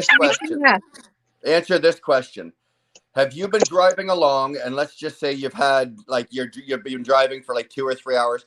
Have you had a full-blown conversation with your dog yet? Even though the dog doesn't answer, but if you sat there and had a full-out conversation with your dog yet? All the time. Yeah, me too. Like, and I just look at her like this. Like, she's doing it right now. Like, she's being vocal and she's got to start chewing on my hand. So of course, I have the conversations like, "Would you stop it? No, stop, quit. Like, Yeah. like, Yeah. do you want to go outside? Right? We have this conversation. Come I'd on, be let's go play. You know." I'd be driving along and I'd be on the phone with somebody, and then I'd get off the phone and I'd look over at my dog and I'd be going, "So what do you think of that, buddy? Is that a good idea? Should we be doing that? I don't know, but and I'm seriously expecting like the dog's gonna answer, right? But It, I'd be bouncing my ideas in my head off my dog, right? I'm like don't think I'm that's crazy. I'm not. and that's what everybody does, right? It's your friend. It's that's your company on the road, and you just you have that conversation, that imaginary conversation. Dog's probably thinking you're crazy, but It'll, it'll yeah, be and then you're it'll be like, nice to have Gar how in the did you truck. do that? Yeah. But yeah, so she's been she's kind of, I think it's healthy for me. Like, I can disappear and just get lost in my work and lost in my head, and I just decided, like, once I got the bug about it, and then I couldn't like get it out of my system. And I've had a dog. I've always been a dog person. I've always had dogs. And I haven't had dogs for a long time because my last best friend, my sweet little greyhound I had, his name was Mojo. He was my best friend, man. That dog was attached to me, like everywhere with me. And he had died. And when he died, it really like hurt, And so Yeah. I had hesitated to restart that adventure again. Plus, since I just got my kids grown, I was Yeah. like excited the fact that I have no attachments like at all. Yeah. And I'm like, Yeah. not even, I don't have to worry about the dog. I don't have to worry about the kids. Like, I can just go and get out, and so I was enjoying that. But, I've been out here a little while now, and I'm like, you know what? It's probably good for me to not be so bottled up, Yeah. Yeah. Yeah. Yeah. And It's funny. my It's poor funny about YouTube dogs. channel, you guys had like, I'd be getting on there, and I feel like sometimes I'm letting too much out just because I feel like I have to express myself or something, and I'm like, and then I get over analyzing that, and I'm just like, if I don't find somebody to talk to let some of this out, like, I'm gonna end up like making some kind of weird videos that I'm talking too much, or just because I gotta talk to somebody else. Like, so I was like, I probably should get a dog just to alleviate some of that. They're great sounding boards. Like my dogs would be great. Thank God they can't talk, because I told my dog some of the deepest, darkest secrets of my life. It's like, thank God, if this dog is ever captured and somebody can translate it, I'm screwed. That's Right? what I'm saying. So it meets a need, right? In that respect, like, you can just talk and Oh yeah. somebody's listening to you, And and and they don't even have to understand what you're saying, but and you know what? it's As weird. But truck drivers with dogs, I'm telling you this right now. My lab, she was one of the first dogs. This is years ago. Which I took her in the truck as a puppy, and I took her right up until she wasn't able to go anymore. And when she passed away, I mourned her probably more than I've mourned some of my friends that have passed away. That's how much, like, that's the connection you have with your dog. that's what I'm saying. It was like, it's because it's like a kid, right? It is. It is. And she gave everything of her life to me. Every ounce of her life, she gave it to me while we were trucking. She gave me all of her love, all of her attention, all of her loyalty. She gave me everything that an animal could possibly give, and she gave it freely, That's and no, all dogs run on, is love, and exactly. And then it's when she amazing. Like, passed away, it was heartbreaking, right? I was like, oh my God. And now I've got two more that are now seniors, and I'm like, oh Jesus, I'm gonna have to go through this again two more times, right? yeah, and that's the thing. It's like I was running away from putting myself in the situation to suffer a loss like that ever again. Yeah. Yeah, You yeah. know, You know what? and because my dog had eaten some antifreeze and died in the neighbor's front yard. Oh, that's sad. So it was too short and unexpected, but Shannon, what you get out of the dog, what you'll get from Dee Dee over the next bunch of years. I don't know how long those dogs generally live, but the joy and the love and everything that you're going to get from the dog that I found, that at least that I found with my experience, far outweighs, the thought of, okay, this dog is going to die one day. Obviously, we're all going to pass away one day, but it's worth it.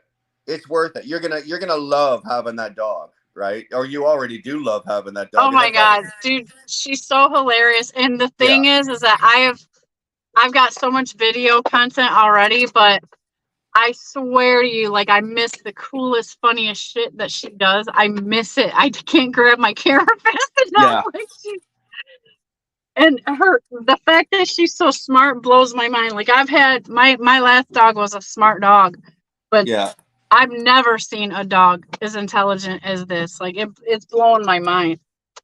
Like yeah. if she could talk, it would be all over, dude. Because she communicates very well by her eyes, her barking, the noises that she makes. Right. Let's put it this way: I'm finally getting trained to know how she communicates Yeah. to understand her, and it's so much different than any other dog that I've had. Right? People think It's that we not her train our I gotta dogs. train. It's me. It's my It is. adaptation to her. Well, So people think we have to train our dogs. We're not training our dogs. Our dogs are training us. right. Right. So, oh yeah, believe me, I was whipped. Both dogs, the last two dogs that I had in the truck, man, like I was whipped. There's nothing. If they wanted out, they got out. If they want this, they communicate. They talk. They talk. Technically, they don't, but technically, yeah. I was Right. whipped in shape, really. I mean, they're fun. I'm hoping I don't have a big shedding problem. That's the biggest thing I'm worried about now. We got Thor in the house. I haven't seen him in a long time. Go But Peterbilt. yeah, You know what? I looked at the Peterbilts as well with the Ultra Lofts. Don't get me wrong, they're gorgeous trucks too. They're gorgeous trucks too. I'm just kind of. I think I'm set. I think I'm set does just on the Kenworth. does Dar look at what Dar's saying though? Does she prefer the Volvo? Are you guys discussing like coming to an agreement on the truck you're gonna get? Um, no, no. She doesn't prefer a Volvo. We had a Volvo, Oh, you did? and yeah, I've had a Volvo. I had a Volvo with the table and chair set up in the back and all that. Um, Okay.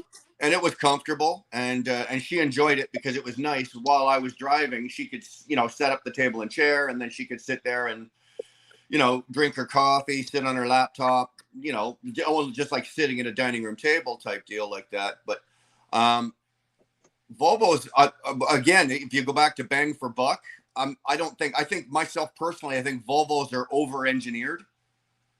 They're way over engineered. They got more shit on them that they don't need for sensors and technology that Freightliner hasn't gotten into because it's not required.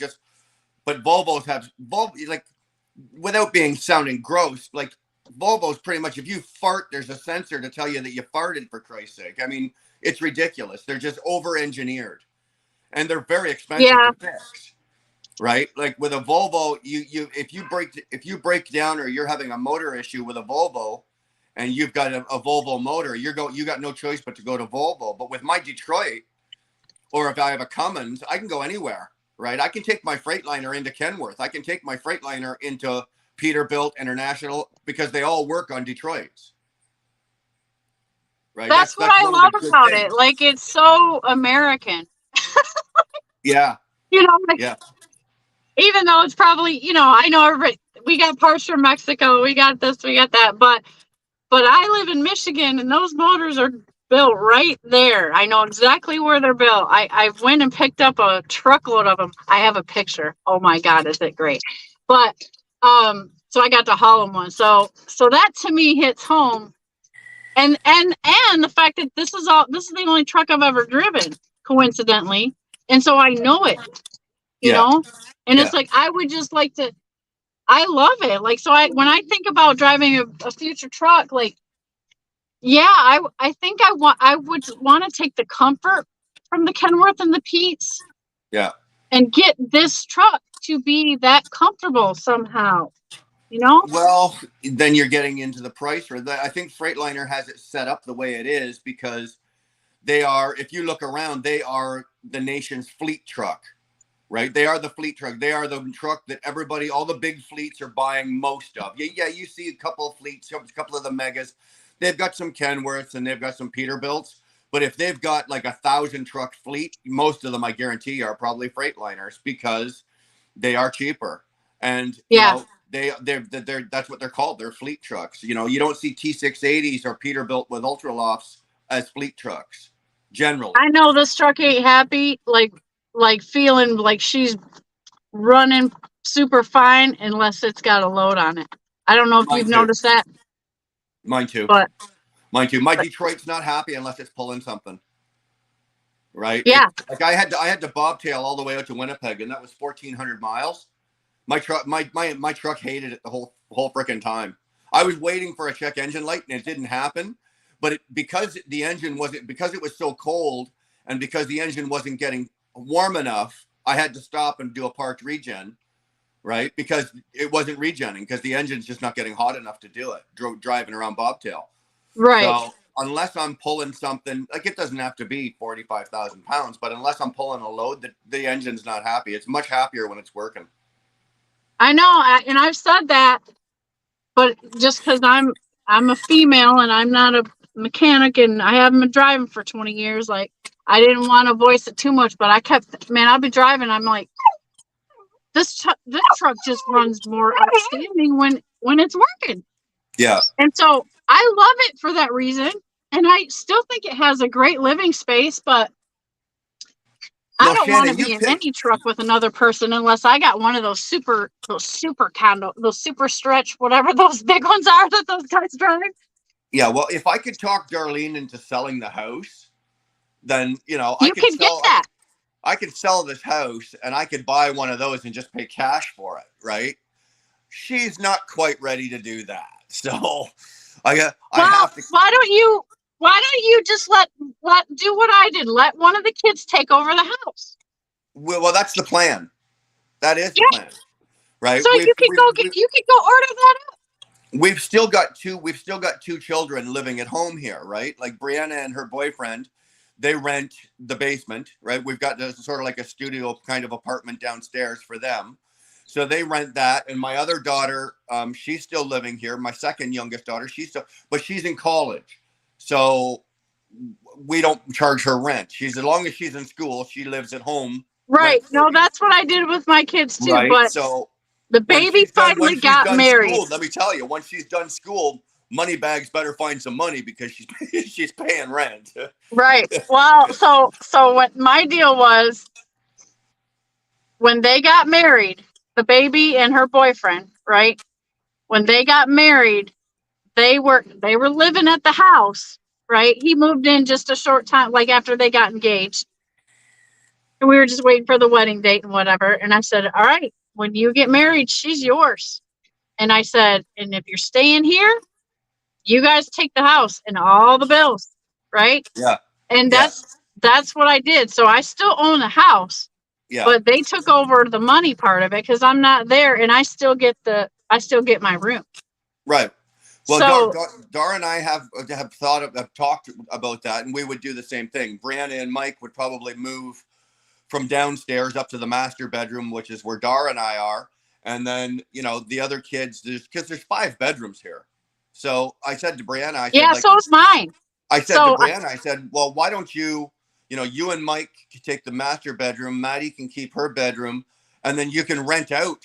That's money in your pocket. You can, as long as it's a friend of yours or somebody you trust, you can rent out one of those rooms yourself and cover. And then mom and dad would kick in a little bit of money because we're going to want a room here for us. Right. So basically, we'll kick in a little bit of extra money just to keep our room here and to help you out. And mom and dad. Right. Because then you guys are just passing through once in a while and your room is there. That's all you need. And, and then they take care of everything else. And that's absolutely. That'll free up. And you know what? It's a good stepping stone to life. Here, we're going to give you a chance to experience. This is what it costs to run a house. Right. Here you go. And that's exactly why I did it. Was I want them to save money because we don't have a mortgage.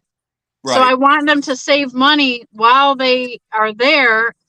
But they're also spending money on doing some remodeling that the house needs. Right. So I don't So with all that included, that's the package deal. Like they're investing into the house and stuff that I need done. And it's okay if they stay there. I don't care. I'm doing other things, you know. Right. I bought myself an RV, you know what I mean, that I can still put on the property, and like that's my whole place or whatever. Sure. Like I have all these options, but for right now, like they're investing in the house and keeping it up and paying the bills on it, and they're learning that, and while they have an opportunity to save money because they're not under a mortgage. Right. So Right. that's, you know, I think it's great. And if I never go back to the house and just, you know, Yeah. I think I'll still always own it, but I'm not gonna Well, sweat it, you know. for us now, it's an investment, right? It's not so much, you know, it's an investment. When I do retire, it's like, okay, the house gets sold, you know, all of that money gets dumped into retirement, and then Dar and I will retire. So right now, the home is an investment. But Dar had the same idea that you did, and what her idea was is, yeah, we're gonna let the kids pay all the bills and everything on the house, and pay the rent or pay their rent and everything like that.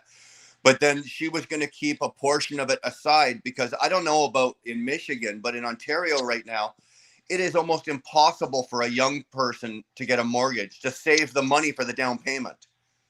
Right? It's just. Oh no, in the US, man, they'll put you in debt for life faster than you can, before you Well, can even stop the paperwork. they'll do that here as well. But why would I want to set my kids up for that?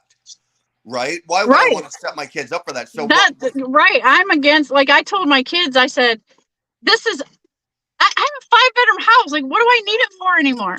Yeah. Right? And especially me being a trucker. And then I went out and I got a freaking awesome RV. Yeah. That is still, now that I live like this, the RV is even more than enough room for me. Sure. And I'm like, Sure. I'm against mortgages. I hate it. Like if you can go buy a fixer upper at a tax sale and get that thing for pennies on the dollar and live there and make it livable and work on it as you live there, that to me is what I would tell anybody in the whole wide world, because mortgages are absolute slavery, and I am against the whole damn thing. But they, like, it is what it is. My oldest one has a mortgage now. My middle one just bought a new house for, you know, that's a mortgage for another 30 years. As much as I don't like it, I realize they want to live a certain way. They want this and that. They raise their kids. They got all the big dreams that I had when I was 20.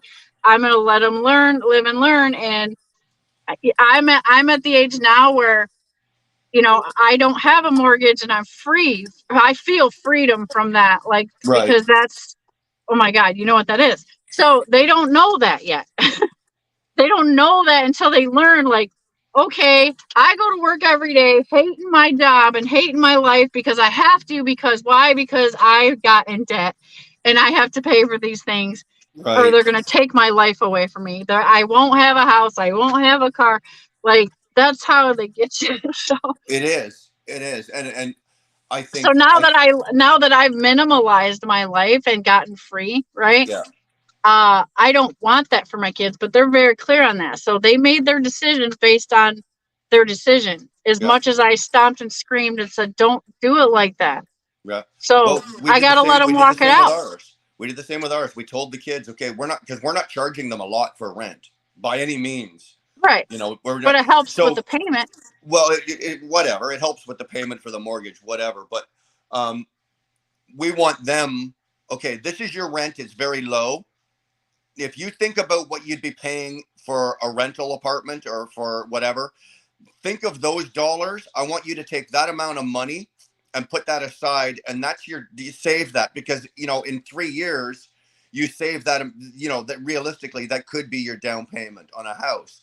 So we're just trying to give them, if they want to buy a house, we're trying to give them a foot up. We're just trying to help them out. And that's what I'm trying to do. Whether my kids stay at the house or not, like they don't have that obligation right now, so they can put that money away. Yes. And because that's my whole thing. I've always been about trying to give them a leg up, like you said, trying to set them up a little bit better than what I had, right? And just now that I know so much more about money and business and stuff, like, you know, And so it's, and God, you know, if the worst happened and they all came back home, then I'd be okay with that, of course. Sure. They wouldn't Sure. live together very well, but you know, but Not that's in my my thing. house. Like, I I don't want don't all care if five of y'all my come kids. back home, that's great, but I hope that you know, step out, but step out wisely. Like, don't sign Yeah. up for all the debt, you know. And one of them still did. She went out and she had to have the Barbie house life, everything, Yeah. and she got herself into that, and had 3 kids on top of it. So guess Oh, what? wow. She can't take no days off. And Yeah. so I was like, I can only give them the advice and then let them live with their consequences of their decisions, right? And just try to make it a little easier for them. That's all you can do. And so I'm grateful to have the opportunity to have a house that's paid for, so that whatever happens, you can always, you know, if you got to Right. come home and stay, you Yeah. got to go back into your room, recover, whatever the hell you get yourself into. Like, that's why that's there. Yeah. But yeah, every single one of them has had the chance to stay home to save money so they could get out on a strong foot. And so far, the first two haven't, but the baby is. So Yeah. I'm like, well, okay, we got one at least using her head a little bit more. Yeah. But yeah, Our two oldest while I'm not here, you know, being all in the our two truck. oldest did that. Our two oldest stepped out and did well for themselves. So I don't have to worry about the two oldest ones. The three younger ones, uh, you know, it's like, Yeah, okay, we're gonna help. Mom and dad are gonna help you guys out. We're gonna do the best we can with what we've got. Like, but you guys need to do the work. We're not doing it for you. We're not right. saving money for you. We're not. We're no. We're not. I'm not going to do what we did. Like, to put my kids through college. Everybody's going. Did Brian and Dar pay for my kids' college? No. From the time my kids were like 13 and 14 and started getting jobs at like Burger King and Wendy's and all that, we used to take half their paychecks. And people were going, "Are you crazy? That's so mean. That's cool." No, you know what? By the time my kid was ready to go to college, she had half her college money saved in a bank account sitting there, and it was her money, right? So See, that's great. mom and dad That's only had great. to kick in for half, and we did that with all of the kids, right? Well, I tell you what, the reasons, like, I learned stuff the hard way. The reasons why I made the mistakes was because my parents never taught me how money worked. They Me probably neither. didn't know. They Me probably neither. still Learn the don't hard way. know. Yeah. Yeah. And so, you know, I had 3 daughters. I'm like, I don't, no. I got to break it. I got to stop it right here and change it all around. So as I got smarter and smarter about business and money, like, that's all the girls have ever seen me do. Number Yeah. one, I didn't have parents like that. My parents went to the job, came home, went to the job, came home. Yeah. So my girls have seen me start businesses, work with clients, bust my ass, work several jobs, being a single mom, right? Yeah. And they've seen it. And so now they're old enough where I can talk to them and teach them Sure. about the money. It's what it's good that they're at the age now, because like I said, my oldest one's 31, the youngest one's 21. The two oldest I don't have to worry about, but the younger ones, it's I find, and Dar does this even better than I do, but teach by example, right? Like, they've always watched their mom and dad work hard. Darlene is always, even though she's a truck driver's wife, she's always owned her own business. She's always been self-employed. She's always made her own money. She's always worked 12, 13, 15-hour days if she has to. She's always, and my kids have seen that, right? My kids Yeah. have seen their father go to work, work a 70 plus hour week, come home, collapse, and go out and do it again. And they've seen the work ethic that their mother and father have. And for the most part, my kids have seen that, and they've got that, with the exception of Yeah. one, right? But There's always one, Brian. there's always one, but the other four are not afraid to go to work. And that's, I think that's after what they've seen their mother and their father both go through with their lives. Because, Dar and I, when we first got together, we were struggling. Like, Dar and I used to feed our kids dinner, and Dar and I would sit there and, oh no, we had something to eat already. And Dar and I, we'd be eating freaking soda crackers and cheese, right? Yeah. And that was like, we were talking like years, right? But Yeah. you know, and we've gone through that, and we've seen that, and God, I don't want my kids to go through that, but they've seen us go from that to a house, then to another, you know, to a nicer house, then, you know, you start flipping houses. You're a real estate lady, you know what the deal is. You know, you flip a house every 3-4 years, you take the money, you reinvest it, flip, flip, flip, flip, flip, and then you get this. Yep. Right, and that's how you get this. Yep. This didn't just magically appear out of the sky and fall on, you know. And my kids have seen that. Yeah, And and the thing is that they learn what they see they do. the They most. do. They do. And I'm very happy that, you know, Brandon and Mike, who live in the basement, they're saving their money. You know, they are. Yeah, They're saving their money. They've taken advantage of what mom and dad have decided to give them a break. They're taking advantage of it, and they're in the saving good their, way, in a right? good way. Yeah. Yeah, They're taking advantage of the fact that, okay, we're getting a break here from mom and dad. The least we can do is let's save some money. Let's put it away. Let's, you know, we had these kids from the earliest, from as early as possible, from the time they were 18. The RSPs. Let's start putting some money away, kid. Like, even if it's a simple $50 a week, you know, just a yeah, $50, whatever, you know. And we've been fortunate in that sense. We've been fortunate, and so now yeah. we're You guys have a beautiful family, and thank God you're still together, and you have time to get back to each other, and looking forward to this next part of your journey. Like, I think that's such a like, it's better than the money, it's better than the property, it's better than all that stuff. Like, you've made it, you know what through this far. you know what and this might sound bizarre to some people. Money is nice, don't get me wrong, Shannon. I fucking love, sorry, I love money. All right, there's nobody in this chat or on this channel right now that loves money more than me. I can promise you that.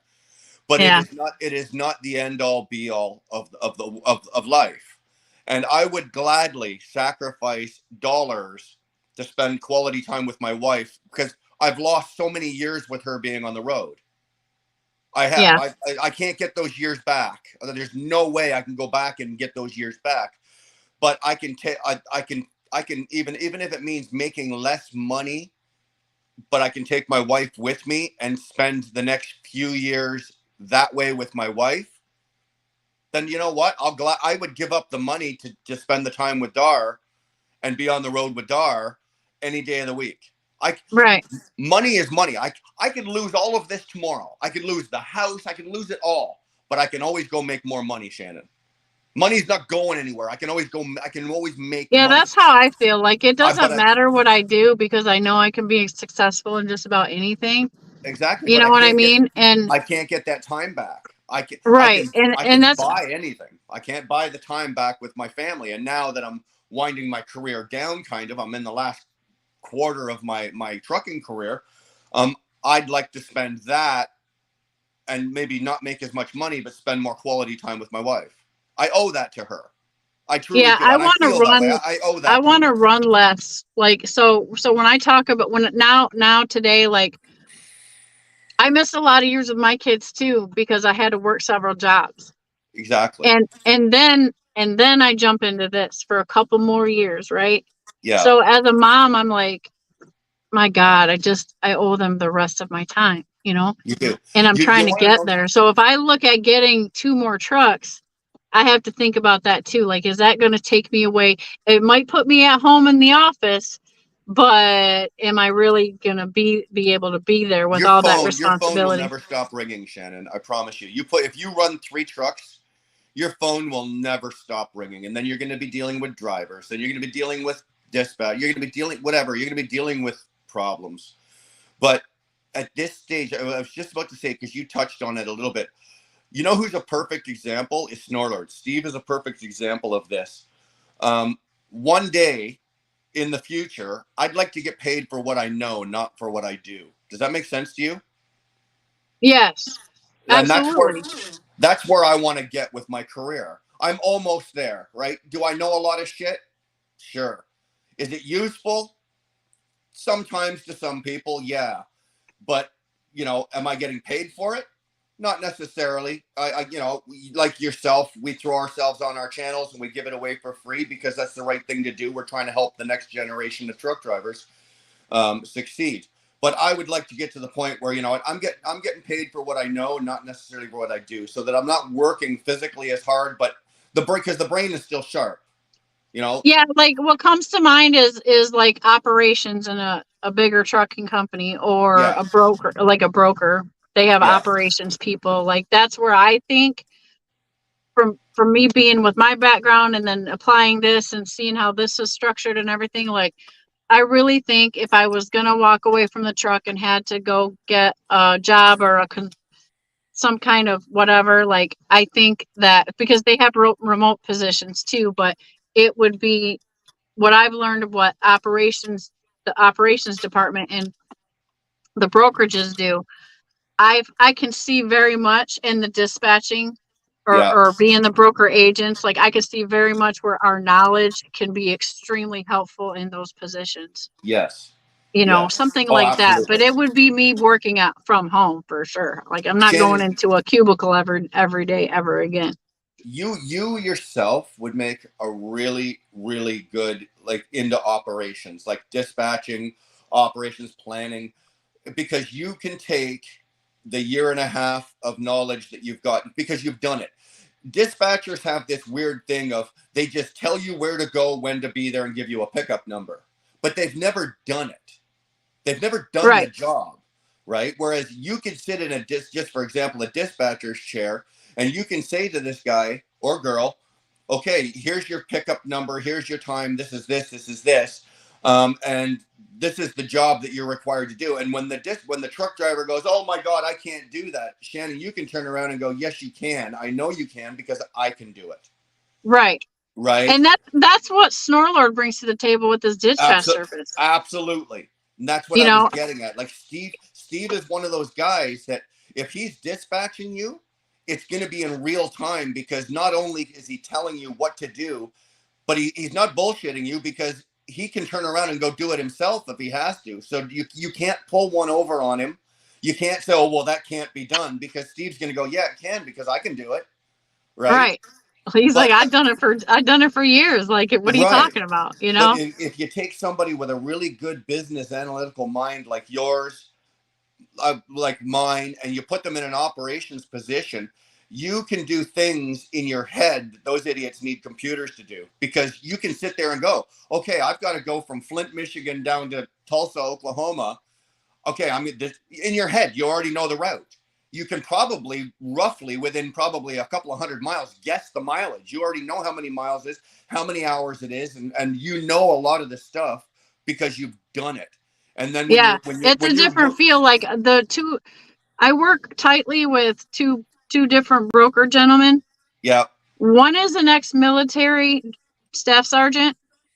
The other one that I work with in tandem is an ex-truck driver, team driver with his dad for like 18 years. excellent, Right. excellent. Yeah, and then there's me, right? Yeah, And we have such a chemistry, and yeah. it's what's helped me survive, like working so tightly. I just found the right guys that can run, like they know, like they get it, Yeah. and I it's always been found that great. I did well. I always found that I did well when I worked with a company where their dispatching staff, or at least their planning, and somewhere within operations, there was maybe truck drivers that they weren't retiring from their career, but they were retiring from the truck and they went into operations.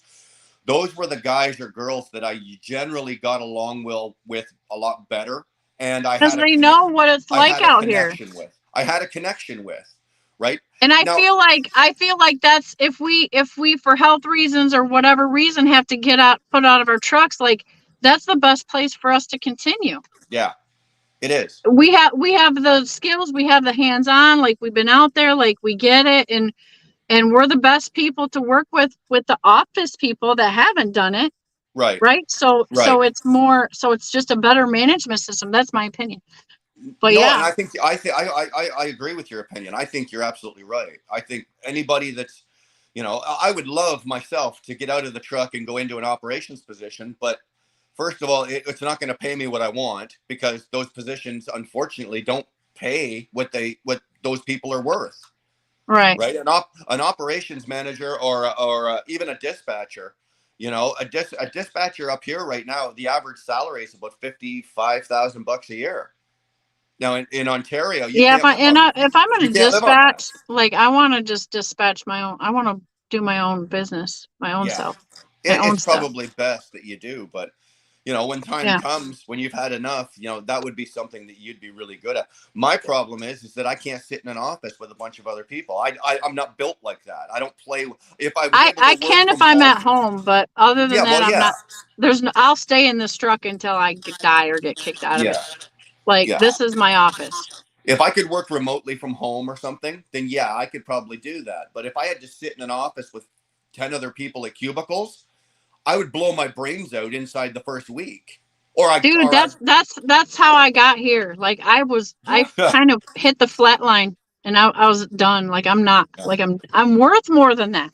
yeah. Like to then sit in a room full of drones and boxes and And everything's just the listening to same. needless Like, chatter. It's the needless chatter of, dude, oh, what'd you do last night? Oh, my dog, my wife, my husband, this, my kids, my snowsuit. I got a flat tire. Who cares? Shut up! I don't care. I didn't even get all that. Like I worked with engineers who have almost zero personalities. Yeah, okay, that's even worse. So my job was literally going in the morning, checking my email, answering my voicemails, handling anything for the 14 bosses I worked under. And then it was meeting, meeting, meeting, meeting, repeat the next day. Yeah, forget Like it. an email. Like, oh my God, dude. Like Yeah, I'm and I'm just I'm just so much more outgoing and I can do more. I'm talented. Like in that box, you're just doing the same robot stuff every day. yeah, And I never have a chance to shine or to do something outstanding or whatever. yeah. And so that But got look to at you me and now. suffocated me. Look at you now. This is awesome. Now you I know own I your get own to be business. like I get to be the beast I was born to be and Look have at a great time. I'm sitting here talking to you, and you're in Florida. Like, how cool is that? I know, You right? know, you know. I I look out know. my window. I look out my window right now, and I'm looking at 16 feet of snow, and it's minus whatever. And you're in Florida. It's Good hot job, here, bro. Shannon. Good I job. know nobody wants to hear it from me, but I've been whining. I'm like, me and Dee Dee are sweating our asses off. Oh, shut up. I know, right? Everybody's like, kiss my ass, Shannon. But you know what? This is a perk of my business It and is. of being the boss of my truck and my business, and I'm gonna enjoy it. And if you don't want to let me enjoy it, you guys, then that sucks because I've earned it now, Yes. and I'm going like. To me, this is like I've successfully avoided most of the winter weather for the first time since I've been driving. And I'm okay to celebrate that, whether everybody likes it or not. I'm So, going to do it anyway. what are you doing right now? I caught you partially in a bit of a live, I think, a couple of days ago. So, what are you doing? You're doing like Florida, Texas, back up to Michigan, Yeah, back down to Florida. You're I've been doing the trying to triangle? like find the perfect staying away from the winter is really what we initially were just doing. Right. But it's in the meantime I've learned like okay, I kind of got some lanes figured out. Right. Going from Texas to Lakeland, and my sister lives in Zephyr Hills, which is right next to Lakeland. Right. And so, and then, and taking that up to then going like up to Alabama or to some other state, and then taking that back up, and then getting up, and then bringing that back down to Texas, or bringing it straight back down to Florida. Right. So, in the process of all this, I'm like, well, it's a good time to try to figure Florida out, right? See if Sure. there's money to be made down here. If you get stuck down here, can you survive? Like, I'm trying to really feel out Florida because everybody's got everything to say about Florida. Right. So, me, I gotta like, okay, let me see what I think about it, right? So I have spent 2 weeks down here and hung out with my sister, but in the meantime I've been analyzing the loads, watching the patterns, seeing the rates, looking at what's going out, and that kind of thing. And so I did okay. I mean, for 2 weeks of staying in Florida, not being stuck by choice, because there's 2 ports here. So Yeah. I was utilizing the port freight because I have a TWIC card I can run in the ports. Sure. A lot of people can't. Right. So I Good have a for little you. niche there, right? Yeah. And I love port work. So I just started taking advantage of what was going on there, and for this past 2 weeks it's been enough to keep me pretty decent. Good. And so I'm riding the wave. At the same time, like, I'm like, okay. And I'm watching what's going over to Chicken Hawk's place, because, like, I want that to be easy. Like, when it's time for us to all go to the Keys, I want to be able to, like, go there. He's got a place for me to park. We already had that discussion. Yeah. All I got to do is pay attention to, what loads are constantly running over there. So I've been just playing this past couple weeks, challenging myself to be like, all right, well, I've survived in the market the way it is. Like, so if Florida's like really bad, like, let me see what gives, And then Sure. once I figured out that we have 2 ports there, I'm like, oh, forget about it. Ports means freight. Yeah. So, Yeah. and they're 200 and some miles apart. Like, hello. Oh, that's So beautiful. there's something there, right? So what I did was and their local runs, their shorties are really, really good money. So the difficulty is matching them up so that you can stay busy and make the day a good Right. day. So that was a little tough. So I'm not saying I stayed right at, a great profit line, but was I able to maintain the time?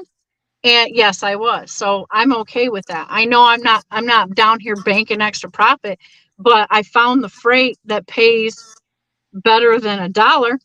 Sure. I found the freight that pays better than $2, Yeah. and I learned how it runs. And so it's not completely constant, but it's every day, every couple days or whatever. But I use it as a learning adventure or challenge, whatever you want to call it. Because since I have family down there, and there's going to be a point when we all get to meet up at Chicken Hawks or whatever, and I definitely am getting my ass to the Keys. I don't care if I go with anybody or not. Well, dude, I'm going out if I have to take a rowboat. I don't care, right? Right. So I'm like, okay, but now I've got that I've got Florida figured out. So that was a big challenge to me, even getting down to just see my sister, because she misses me all the time. And stuff. So, and I got nieces and nephews down there with my brother, and so I've got family there, and then I've got the family in Michigan. So I'm like, all right, well, I'm going to even take this a step further. Now I know that we can get from Dallas over to Florida at a good rate.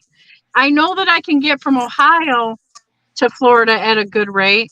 Right. So now I got to work on getting the other part of the triangle, right? Sure.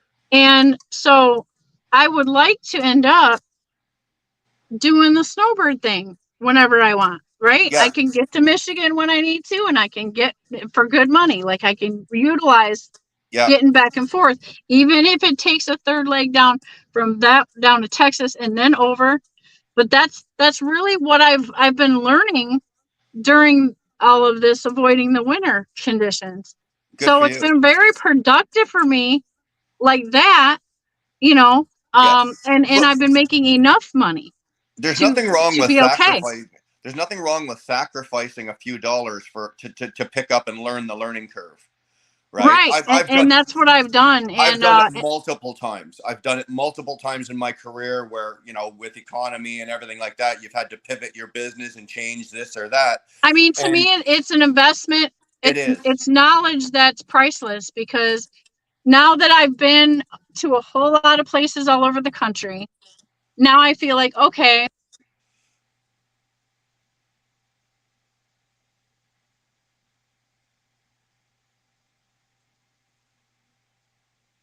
in the future, if that's where my business goes. Yeah. Can you hear me? Yeah, I can hear you. Okay. So my scenario in my mind is like, okay, in the future, if I hire a driver, if I dispatch my truck or 3 trucks or whatever my business turns into, I'm trying to hone in on the art of dispatching and being able to meet dollar amounts and getting a person home when they want to be home, right? Yeah. Yeah. That's what Snorlord does in his dispatching role. Right. Dispatching is also something, okay, I got it for myself, but I've been kind of just chasing the bag. But let's get better. Let's get me home on a regular basis. Or Yeah. let's know how to get me home when I need to get home, right? So Yes. for that reason, and because I have family in both ends of the country, now I'm like, okay, let's be able to get so good at it that I can get me where I need to be when I need to be there. Florida, Michigan, Texas, whatever.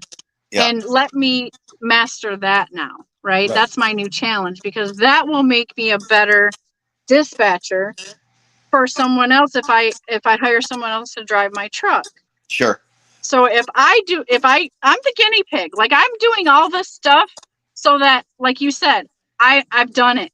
I've done it to myself. I am my own employee, Yeah. and I boss myself and so this is a very key to running this business successfully. If I'm going to run trucks, I need to be able to be so good at it and fluid that we'll get whoever needs to go where, whenever.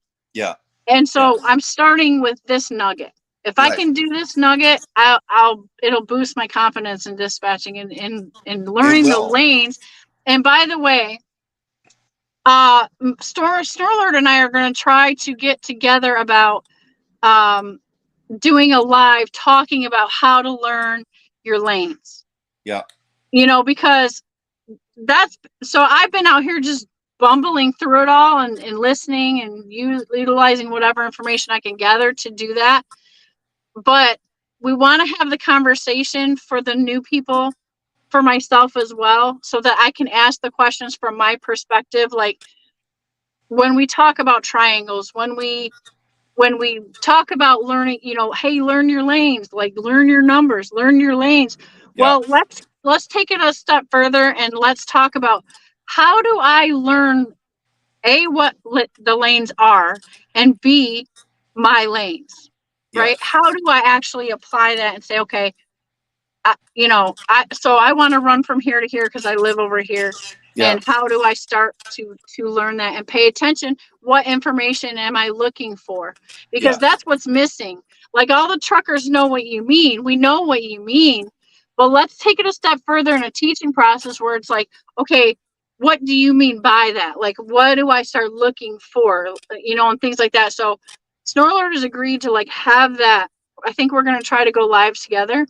And we're going to have that conversation, and it's going to be absolutely freaking awesome, because nobody's had that. Would be very, very good, because if you look at what Steve does, or we'll look at what Snorlord does, and look where he learned a lot of that from, like from Jeff, right? And you look at the other people that Snorlord has around him that he bounces ideas off, DIY, a lot of very smart people that know. It's not so much the business in whole, but it's the intricacies. The little intricacies that people like me or you would miss, that we don't know to look for, right? About this lane or about that. And if we don't have the conversations and ask the questions, because like for me, I'll be honest with you, because I understand that there's certain words and languages that I have to figure out what they mean when you guys are talking, when you old schools are talking. And what do you call an old? I know old schools with respect, not meaning your ages. Yeah, okay. Meaning your experience in the industry. Let me clarify that. Jeez. So I mean, I can't call you seniors, because then it does sound like I'm talking about your age, and I'm not. But my mentors, okay, let me say that. So my mentors, I have the privilege of being able to talk to, and even like this, and where I'm willing and open enough to tell you guys, like, I don't understand this, or what do you mean by that, or whatever, right? Yeah. There's a lot of people that are just viewers that, and then so that what happens is nobody asks the question on a video, or nobody, you got, since we all understand what's meant by that, but let's really break it down, because I had to figure it out with my common sense, and there might not be somebody that can lean on that so much. So I'm saying, hey, no one has the break it down conversation. Yeah. But that's really what I had to learn, because I told Snorler, I said, hey, everybody says learn your lanes. But Yeah. what do we mean by that? And how do we begin that? Like, you tell a new owner operator, learn your lanes. If you can step into his shoes and think about that, like, how the hell is he supposed to know what the hell you mean? Right. Right? And chances are he'd be too afraid to ask you, well, what do you mean by that? Because he Exactly. doesn't want to look stupid, right? Exactly. None of us So want to look I'm the stupid. great person for asking So am the I. the naive questions, because I'm not afraid. Because Neither. I'll tell you up front. Yeah. I've been driving for 3 years, and god dang it, if there's something I don't understand, I'm gonna flat out ask you. And if you judge me for it, that's your hang up. Yeah, You know, but exactly. somebody's got to ask the question. So I think, because it's a conversation that's a little bit more of a deep dive into just what such a general statement is Yeah. expected and means, is a great conversation to have for trucking, because like you said, I'm sure there's people out there that I feel like that would be a dumb question. Yeah. But Right? you know, you want to know something, Shannon? Don't ever stop at, like, you've been doing this a year and a half and you're killing it. Once you've been doing it for 20 years and you're killing it, I'm sure you will be. Don't stop asking questions. Shannon, I've been doing this way longer than you, and I still ask questions. Just because you've been out here 20 years or 30 years, whatever, doesn't mean you know it all, or and a lot of us have become complacent. Oh, I've been doing this for 35 years. There's nothing you can tell me that I don't. Bullshit. You know what? I learned probably something new, I would probably say, on a daily basis, that either I didn't know or maybe I knew of, but I didn't know how or why. And all of a sudden the penny dropped and I went, oh, wow, that makes sense now. And like, I've been doing it for, so once you get to And that this is point, don't such an ever, exciting industry, it because it is is, especially now with technology, it is evolving very fast.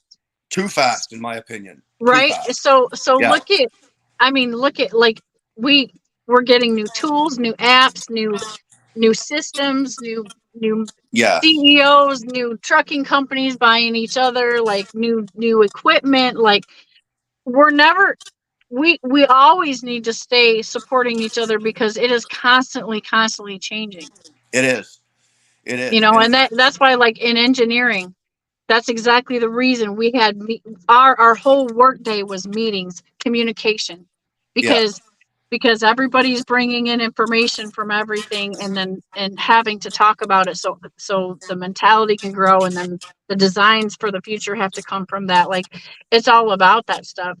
And if we can keep some of that approach together as the brotherhood or the familyhood or whatever that we can hang on to, even though we have to, like, a lot of times compete against each other. You know, these videos and these channels are so fantastic.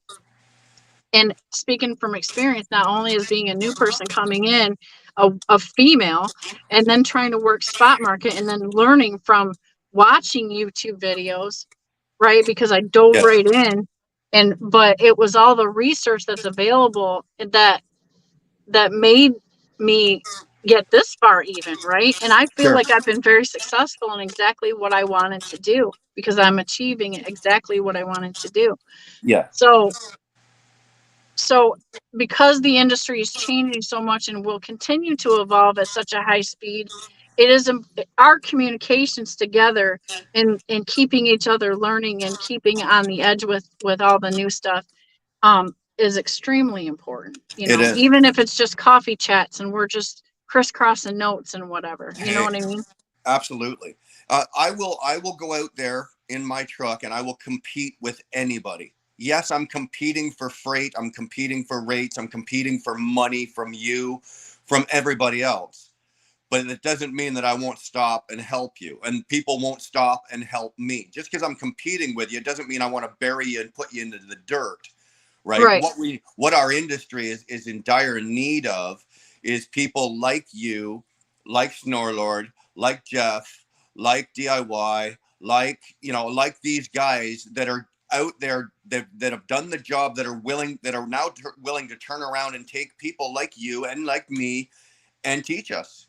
As long as you're willing to be teachable and have an open mind to be willing to learn something, That's what this industry needs. You know, we're so quick to blame, oh, the megas are killing this business. Oh, the brokers are killing this business. You know what? If we had more educated truck drivers, we're shooting ourselves in the foot by blaming everybody else in the world. But the truck drivers themselves are, and when I say truck drivers, I'm meaning mostly owner operators. As an owner operator, the smarter you get, the more educated you get, the better you're going to do your job. And then, you know, the things that are happening with the megas, with the brokers, with the shippers, with the, you know what, you'll be able to understand and weave and work your way through it, and you won't take such a hit. But if you're going to sit there and just not be willing, I'm just going to turn the key on my truck, put fuel in the tanks, and I'm going to go. You're shooting yourself. You're already tying one hand behind your back already. Well, You've gone you in know, the it gate with depends one on your hand tied behind mentality, your right? back. Because if that's what you want to do every day is get in that truck and turn the key, then you can come work for me. That's what Well, I got to say about that. same thing. Yeah. If you know, a prime example is I had a guy that worked for me and he was perfect. He didn't want to do any of that. All he wanted to do was make miles. You know what? Perfect. Wind him up, point him in the direction I want him to go, and let him go. Go. And There and you and go. that's okay. And Get there's him nothing home on wrong with time. that. Get him where he wants to be on time. Exactly. I'm not You like know, that. I'm not like and that. that's I'm I'm still trying trying to to learn. put myself in every position that I can think of that I was in a company driver and trying to be learn how to manage it. And that means I got to put myself in that situation and then see as the manager, can I get myself out of that situation? Sure. That way I'm not pissing off someone else playing guinea pig with them. Like I'm going to do it. Right. So I can understand it fully from being in the shithole or in the position or being in that, and then effectively learning how to overcome the obstacle. Yes. That's going to make me, that's going to make happier drivers. It's going Because to make happier drivers, but it's also just it's going to add longevity and it's going to benefit your business. At the end of the day, Shannon, it's your business. yeah, Right? It is. And unfortunately, we all want to think, oh, yeah, we're truck drivers. No, but it's your business. At the end of the day, by doing what you're doing, you're benefiting yourself.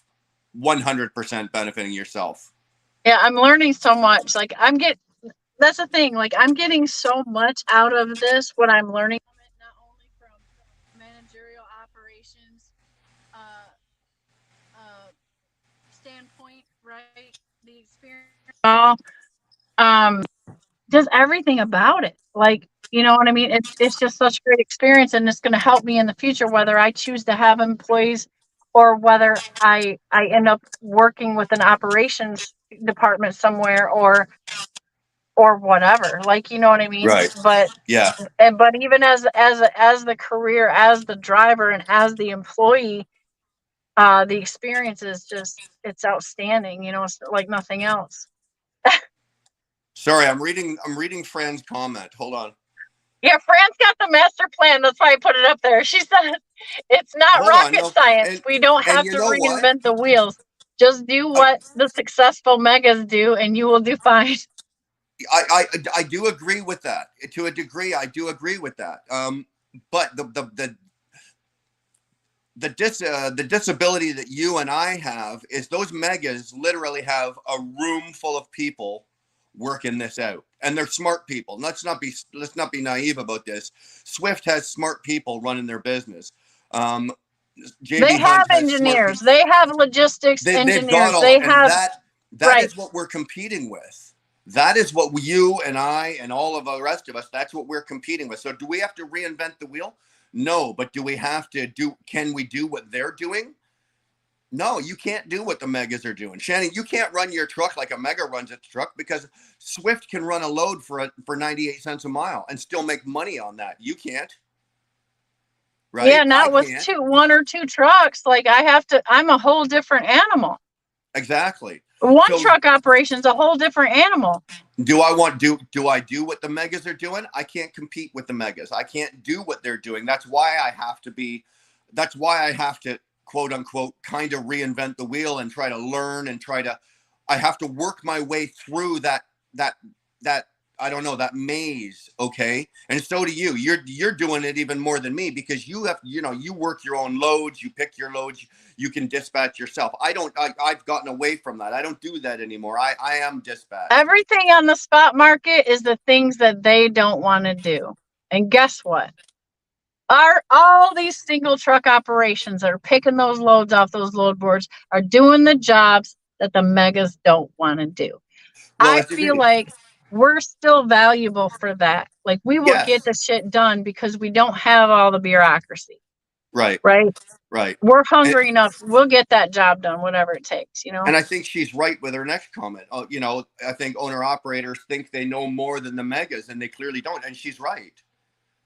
We don't, because I'm a one person operation. Shannon, you're a one person operation. How do you compete with a company that's got 60 lawyers on standby? They've got 30 people in dispatching and operations that are all very highly experienced and smart people.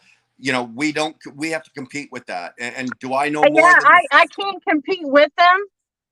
But right, there's a phrase that says if you can't beat them, join them. yes. So I can always sign on to one of them and work You with know them. what? And that's an option. That's an Yeah. option. I'm not willing to do that. I'm not ready to run for a mega carrier. I've No, I've I worked mean, for I've, my I've worked for my my situation, like it is working with Dart, is beneficial to my business as I'm starting it out because I'm getting a great deal on a nice truck. But the insurance savings that I'm saving right now while yes, I'm building my structure, my business and everything, the fact that I don't have to per se pay a trailer rental fee, right? And the maintenance for a trailer, whatever. Like, and the fuel savings is outstanding. So right. it's a support system right now while I'm purchasing my truck, which is invaluable, right? While It I'm is. securing my first piece of equipment. And so I see that as a tool, right? To get me to the next thing. And so for that reason, I'm happy to be with them. I'm taking advantage of the tires, pricing and the fuel Oh, pricing and all that take good advantage stuff. of everything. Take advantage of everything. In the position you're in, I'd be soaking it all. I'd be like a sponge if I was you. I'd be just soaking it all up. Right? I'd be taking advantage of everything. It's Why like wouldn't it's you? like living at the house, paying a small amount of rent while you save your money, right? It's You like being got it. with the kids. I kind of got a little cushion while I'm getting on my feet, right? Yeah. And then when I'm financially strong enough, I can break loose and move out on my own and make my next move. Yeah. So that's You are kind the of how I child here. equate it. It's like it's the training wheels that I Yeah. need for trucking I, to I for my truck. it's just my opinion, but because I followed you pretty much since you started, since the day you kind of came into this, and this is just my opinion, and anybody can argue. That's fine. I don't give a rat's ass. But I think the way that you've done it is pretty much perfect. If I was gonna come into this industry right now and I was able to do it the way you're doing it, that's exactly what I would do. I would have done a lot of the same things that you did. Obviously, a couple things may be a little different, but for a from a learning standpoint, and for an operational learning standpoint, and to get yourself set up, babe, you're killing it. You're nailing it. Like I wouldn't change. There's nothing I can say to you that would be different. There's nothing I could say. Well, Shannon, you're doing great, but why don't you try this?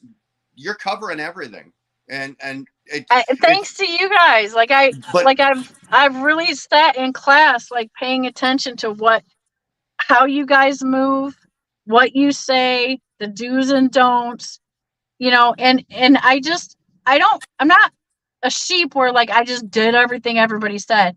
no, I I got that. I absorbed the information and used it to help me make decisions, Right. okay, that I needed to do for my situation, which is what I would ask for anybody to do. Like, don't just do what people tell you, but take Yeah. all the aspects you can get your hands on and then figure out where the waypoints, where it makes most sense. That's all I did. But if it wasn't for you guys, all of you guys, even everybody in the chat that gives information on their channels, if it wasn't for having YouTube University per se, Yeah. and you guys being generous enough to share your experiences and all of that, I mean, I wouldn't be where I'm at right now. I wouldn't have the confidence that I do right now, and I wouldn't have a lot of the skills that I've acquired, even though I've made a lot of them through mistakes. But it took that to really like get my light bulb to turn in on, because some things that you guys say, like you can't, a rookie can't know until they actually get out there and Do it. get their You're, teeth cut, right? you're right. So it's but I paid attention, and I reasoned how I needed to shape it for my own self. And I started at JB Hunt. I started doing all of this research when I was a company driver for a whole year, made 35 phone calls to 35 lease purchase program companies, figured out how to compare them all, right? I literally took a lot of time and moved very slow and carefully to try to avert from any big mistakes that others have made that made them fail. Yeah. Right. And I like that. And I'm a big advocate for this. And I do this in my life personally, and I do this in my life when it comes to business. When it comes to me meeting new people, like when I meet somebody like you, or if I meet somebody like Chicken Hawk, or I meet somebody like Snorlord, I look at the person, I look at the business, but I also look at who they surround themselves with. Who do they surround themselves with? You've surrounded yourself with some very smart people. Not pushy, not, yo, you're going to do this people, but they've offered you their advice and their opinion, and you've picked through and taken the pieces of it. And I look at, example, same as Snorlord. And I look at Snorlord. Who does he surround himself with? Who are the people that he goes to for help when he needs help?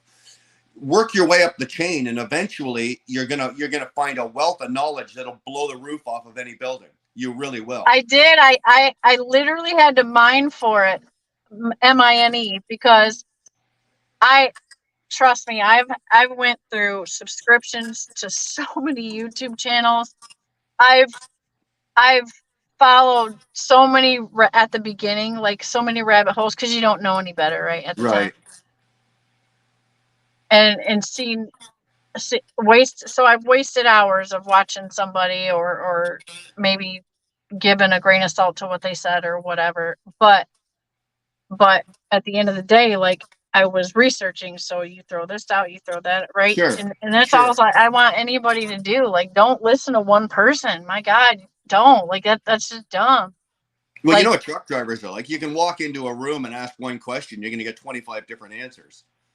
Right? Yeah, and at the end of the day, you have to figure out which one that you're going to go with, right? Exactly. That's all I'm saying. If you're new in here, you're watching this video, man, take all the information and sponge it all in, but you gotta be a boss and make your own decision for your business. If that's common sense, Shannon. It's called common sense, right? Take it all in, be a sponge. I was trying to be gentle, but apply, well, I'm not gentle. All right, apply some damn common sense. If somebody's telling you that something and you're going, and apply common sense and go, does that make sense to me? No, that doesn't make sense to me. Forget it. I'm not doing that, right? Don't be a sheep and just, oh, well, this such and such person has 15,000 followers. They must know what the hell they're talking about. Bullshit. And that's okay, because at the end of the day, you're going to listen to something that sounds like, especially when I came in through the season where everybody was putting numbers on the glass, talking shit, right? Yeah. So, of course, that's attractive. Of course, that will draw you in, like, oh, I need to go to Swift because blah, blah, blah. They're making, or I need to do this, or I need to be an owner operator. Like, we've all watched that whole thing happen. And that was a lot of my experience coming in. So you just have to figure out, like, you slow down, let time tell the truth, watch people, watch whoever you want, but don't be in such a damn hurry. Don't be in such a damn hurry. You're not going to learn everything in 6 months. Everything that you know right now, did you learn it in 3 months, Shannon? No. Oh, God, no.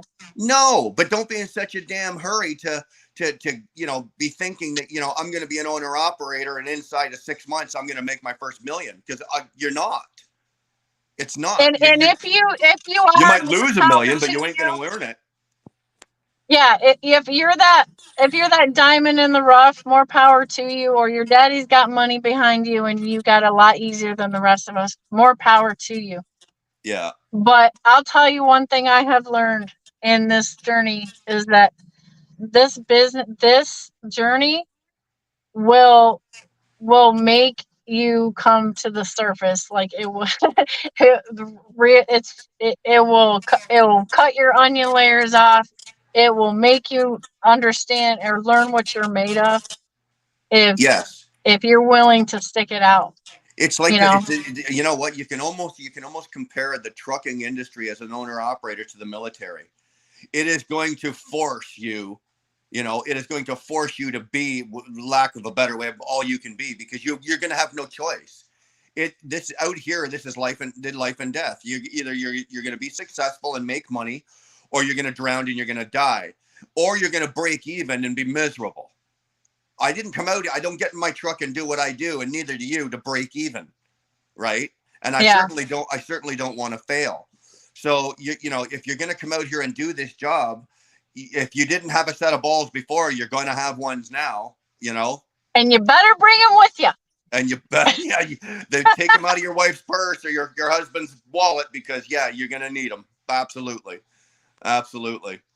Yeah, Fran says, at the end of the day, I chose to work at the megas because I need to learn the business correctly. Because this is not a hobby for me. I actually do this trucking. Yeah, and you know what, Fran? I did that at the same time I was doing my research to exit the company job. I was watching what JB Hunt did also. They have a fantastic company. I love the way they run it. I love the way I was treated there. But I absolutely paid attention to how they were running the trucks, to how they were running, like the maintenances and all the things. I paid attention to the truck. I even pretended to run the truck as an owner operator to practice while I was a company driver. All that stuff was going on. A year and a half I was there at JB Hunt, and that's all I was doing while I was running under intermodal the whole entire time. And after a whole year and a half, I felt like I had gathered enough knowledge to try it. Yeah. But it took every bit of it. She's absolutely right. Yeah. Just because I don't work for a mega and I don't necessarily want to compete with a mega, I still watch what they're doing. Right? I'd be foolish not to, and so would you, or so would anybody else. You'd be foolish not to watch what they're doing, or every time they're introducing a new program for this or a new program for that, try to find out what that program is, and then try to get, if you can, and I do this all the time, I try to get the information and try to break that program down into a dollar, into a number, into a dollar figure, and that's how I work out. So if they've got a new program for this or a new program for that, figure out what they're doing, even if it's not for you. And that's what I do. That's what I did at DART, because at DART there's about 7 different ways you can work here. You can be a company driver, you can run contract freight, you can run dedicated, right? They have all the options. Yeah.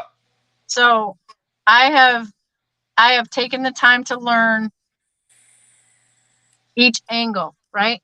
Yeah. Because I mean, if my business goes that way, I may need to utilize something. Sure. Uh-oh. She's freezing. Okay. You got me? Yeah, there you go. There you go. Can you hear me? Yeah, I can hear you. Yeah. Yeah. Yeah, and Stuart's right. Megas and independents is like comparing apples and oranges. It is. It's if you're talking about doing business and competing against them, or how you run as an independent, how you run as. Can you hear me, Brian? Yeah, I can hear you.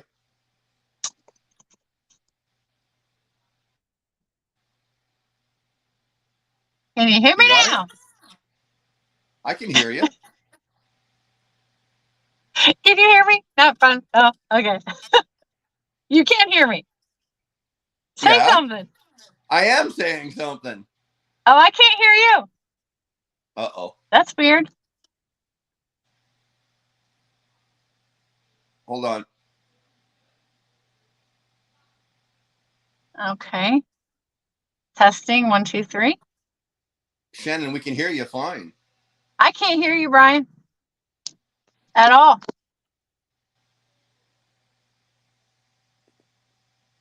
You might have to jump out and jump back in. I don't know. I got a phone call and it effed everything up. Oh, you know what? Can you hear me now? I can't hear you, bro. Okay. Fran says that's how you learn, Shannon, because us little people don't understand most of the stuff they do. But you know what? We have the opportunity to learn every day. And I know what you're doing there. Come on with it. He's singing the Big Ball song from ACDC. Stuart is in the house. Good morning, Stuart. He says it all comes down to mindset. Most people have it and some people don't. When times get tough, you are willing to do what it takes to compete. Yeah. Okay. And so, yeah, Stuart, and that's kind of what I'm getting at when I talk about dart. Like, you got to be that beast to be successful at dart transit. They offer it to you to help you, and it's all on you whether you're going to make the opportunity work for you or not. So it's not like other companies. So it's very hard for me to like get on a video and tell people all about the company because it's not about the company. I mean, yes, they're there. Yes, they tell the truth. That's about all I can tell you. Like, they're a great support system and the opportunity is there. But that's all I can tell you about the company. Why? Because I run my business. I have minimal contact with Dart. I'm signed on to them and they allow me to run my business. But what interaction I have had with Dart, my business partner, has been a positive one. And the only times I was messed up and frustrated was because I hadn't figured it out yet. But Dart has been true to me ever since the day I started. And my own hangups and difficulties with Dart is because that it was my understanding that needed to grow. So it's very hard to just pump Dart and say, woohoo, Dart, come to Dart, come lease a truck. You gotta be a freaking hungry beast to get this. And like I said, like I told them,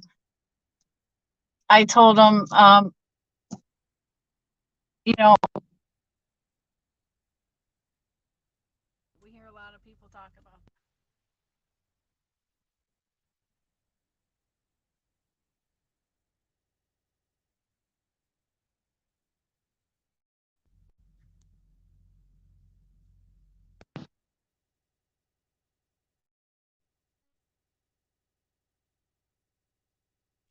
Facebook is invasive like a weed. I'm just saying, I can't stand it. Yeah, thanks for coming on, Will Burner. We always have like some kick-ass conversations. And thanks for the update on what happened and why you're home. And I'm looking forward to your live tonight at 5 p.m.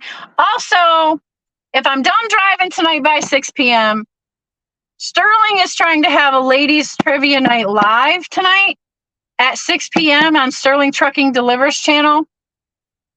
Wilbur is supposed to go live at 5 p.m. Eastern Standard Time, and Sterling is trying to do the game show at 6 p.m.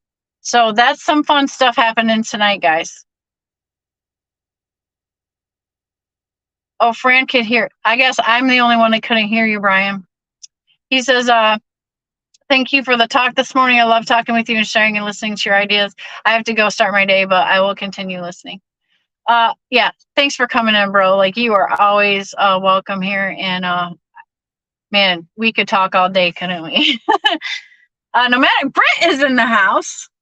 And he's moving and shaking from what I understand. He says, Stuart, absolutely. It's mindset. As I run my business different than the next contractor here, mindset is success or failure. I agree with Nomadic Brit. Will Burner Express says, I'm doing the preamble to Sterling's Ladies Night. I'm only going to be on for an hour and then jumping over to Sterling. Is Dar going to compete tonight? That's what I want to know. Is Mrs. Snorlord going to compete tonight? I think that's who he's trying to have lined up, and then myself, and I'm sure Danny, because Danny is a super smart brain. That would be Mrs. Nevada. I think, yeah, and I think he's trying to pull in Hot Seat and Chicken Hawks Lady, Special K, and probably Dodie, I would imagine. So if you guys want to see the ladies go at it tonight, get on over to Sterling Truck and Delivers at 6 p.m. Stuart came in. Who else came in? Fran, thank you for coming in, Fran. I love seeing you again. I haven't seen you in a while, so it's good to see you being given some activity there. I would love to have you on for an interview, Fran. My name is Nobody is in the house, saying good morning. Bill, thank you for keeping the chat going while we were jaw jacking there.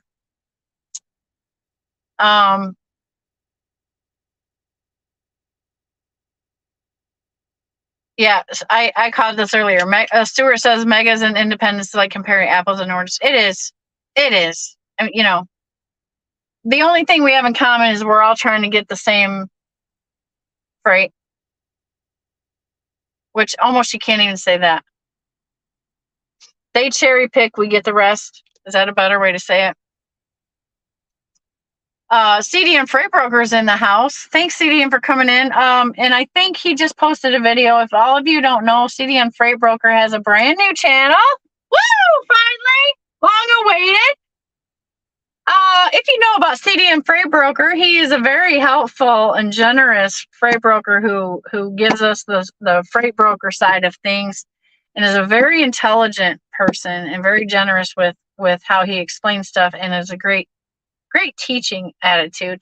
And I've learned a lot from him, but a lot of times he's on Snorlord's Coffee Live, and we have the universe or us or whatever. Like I've constantly said, CDN needs to make his own channel, but I know that I'm not the only one. CDN has finally decided to break the ice and make his own channel. And so get on over there to CDN Freight Broker. Give the guy some support. He has given us so much information and been so kind and generous. Like, give him, now that he's got a channel going and he's giving it a go. He's got a couple of things up there for you to watch. He's just getting started, and he's talked about some good items. So get on over there and make sure you subscribe to CDN Freight Broker's new channel. Give him the support. I promise you, like pretty much everything that comes out of CDN's mouth is going to benefit you and your knowledge. And so there you go, CDN. I don't know if you're still in here or not, but I'm not just, I'm just saying, we all know CDN, most of us, and if you don't, you want to subscribe to his channel, guys and girls. I think we got everybody else. Oh my gosh, you guys, 3 hours and 28 minutes. 21 of you are still in here. God bless you. But I need to take a nap because I got to pick up my load at 2. And my puppy's probably really got to go potty right now. But yeah, check out Sterling's channel tonight. Pale Rider, probably went live last night. Yeah, he's a Friday night. I forget what day it is. And so then Wilbur is going to do the pre-show to Sterling's Ladies Night Trivia. That's all the fun I know about that's scheduled tonight. We might see something from DIY Semi or Cash is King, but I know Cash did a live last night. Cash and DIY did a great live last night. Go back and catch that if you didn't see it. And that's all I got for this morning. And it's starting to heat up. Can you tell my cheeks are starting to get red and stuff? So I'm going to take Missy out to go potty. Try to wind down for a nap. Thanks for coffee and breakfast in the cafe today, guys. Like and subscribe if you haven't already. And I love y'all. God bless you. And I don't know if I'll do coffee tomorrow. It depends on what the day holds. I got to take off today for South Carolina. That's where I'm headed. So I promise I'll be safe. If I make it done driving by 6 p.m., I'm going to be on the panel for the ladies trivia. So if you're going to be in there, root for me. That's all I can say about that. I'll be lucky if I make the time, but I'll see y'all then. Have a great day. Be safe and enjoy your Saturday.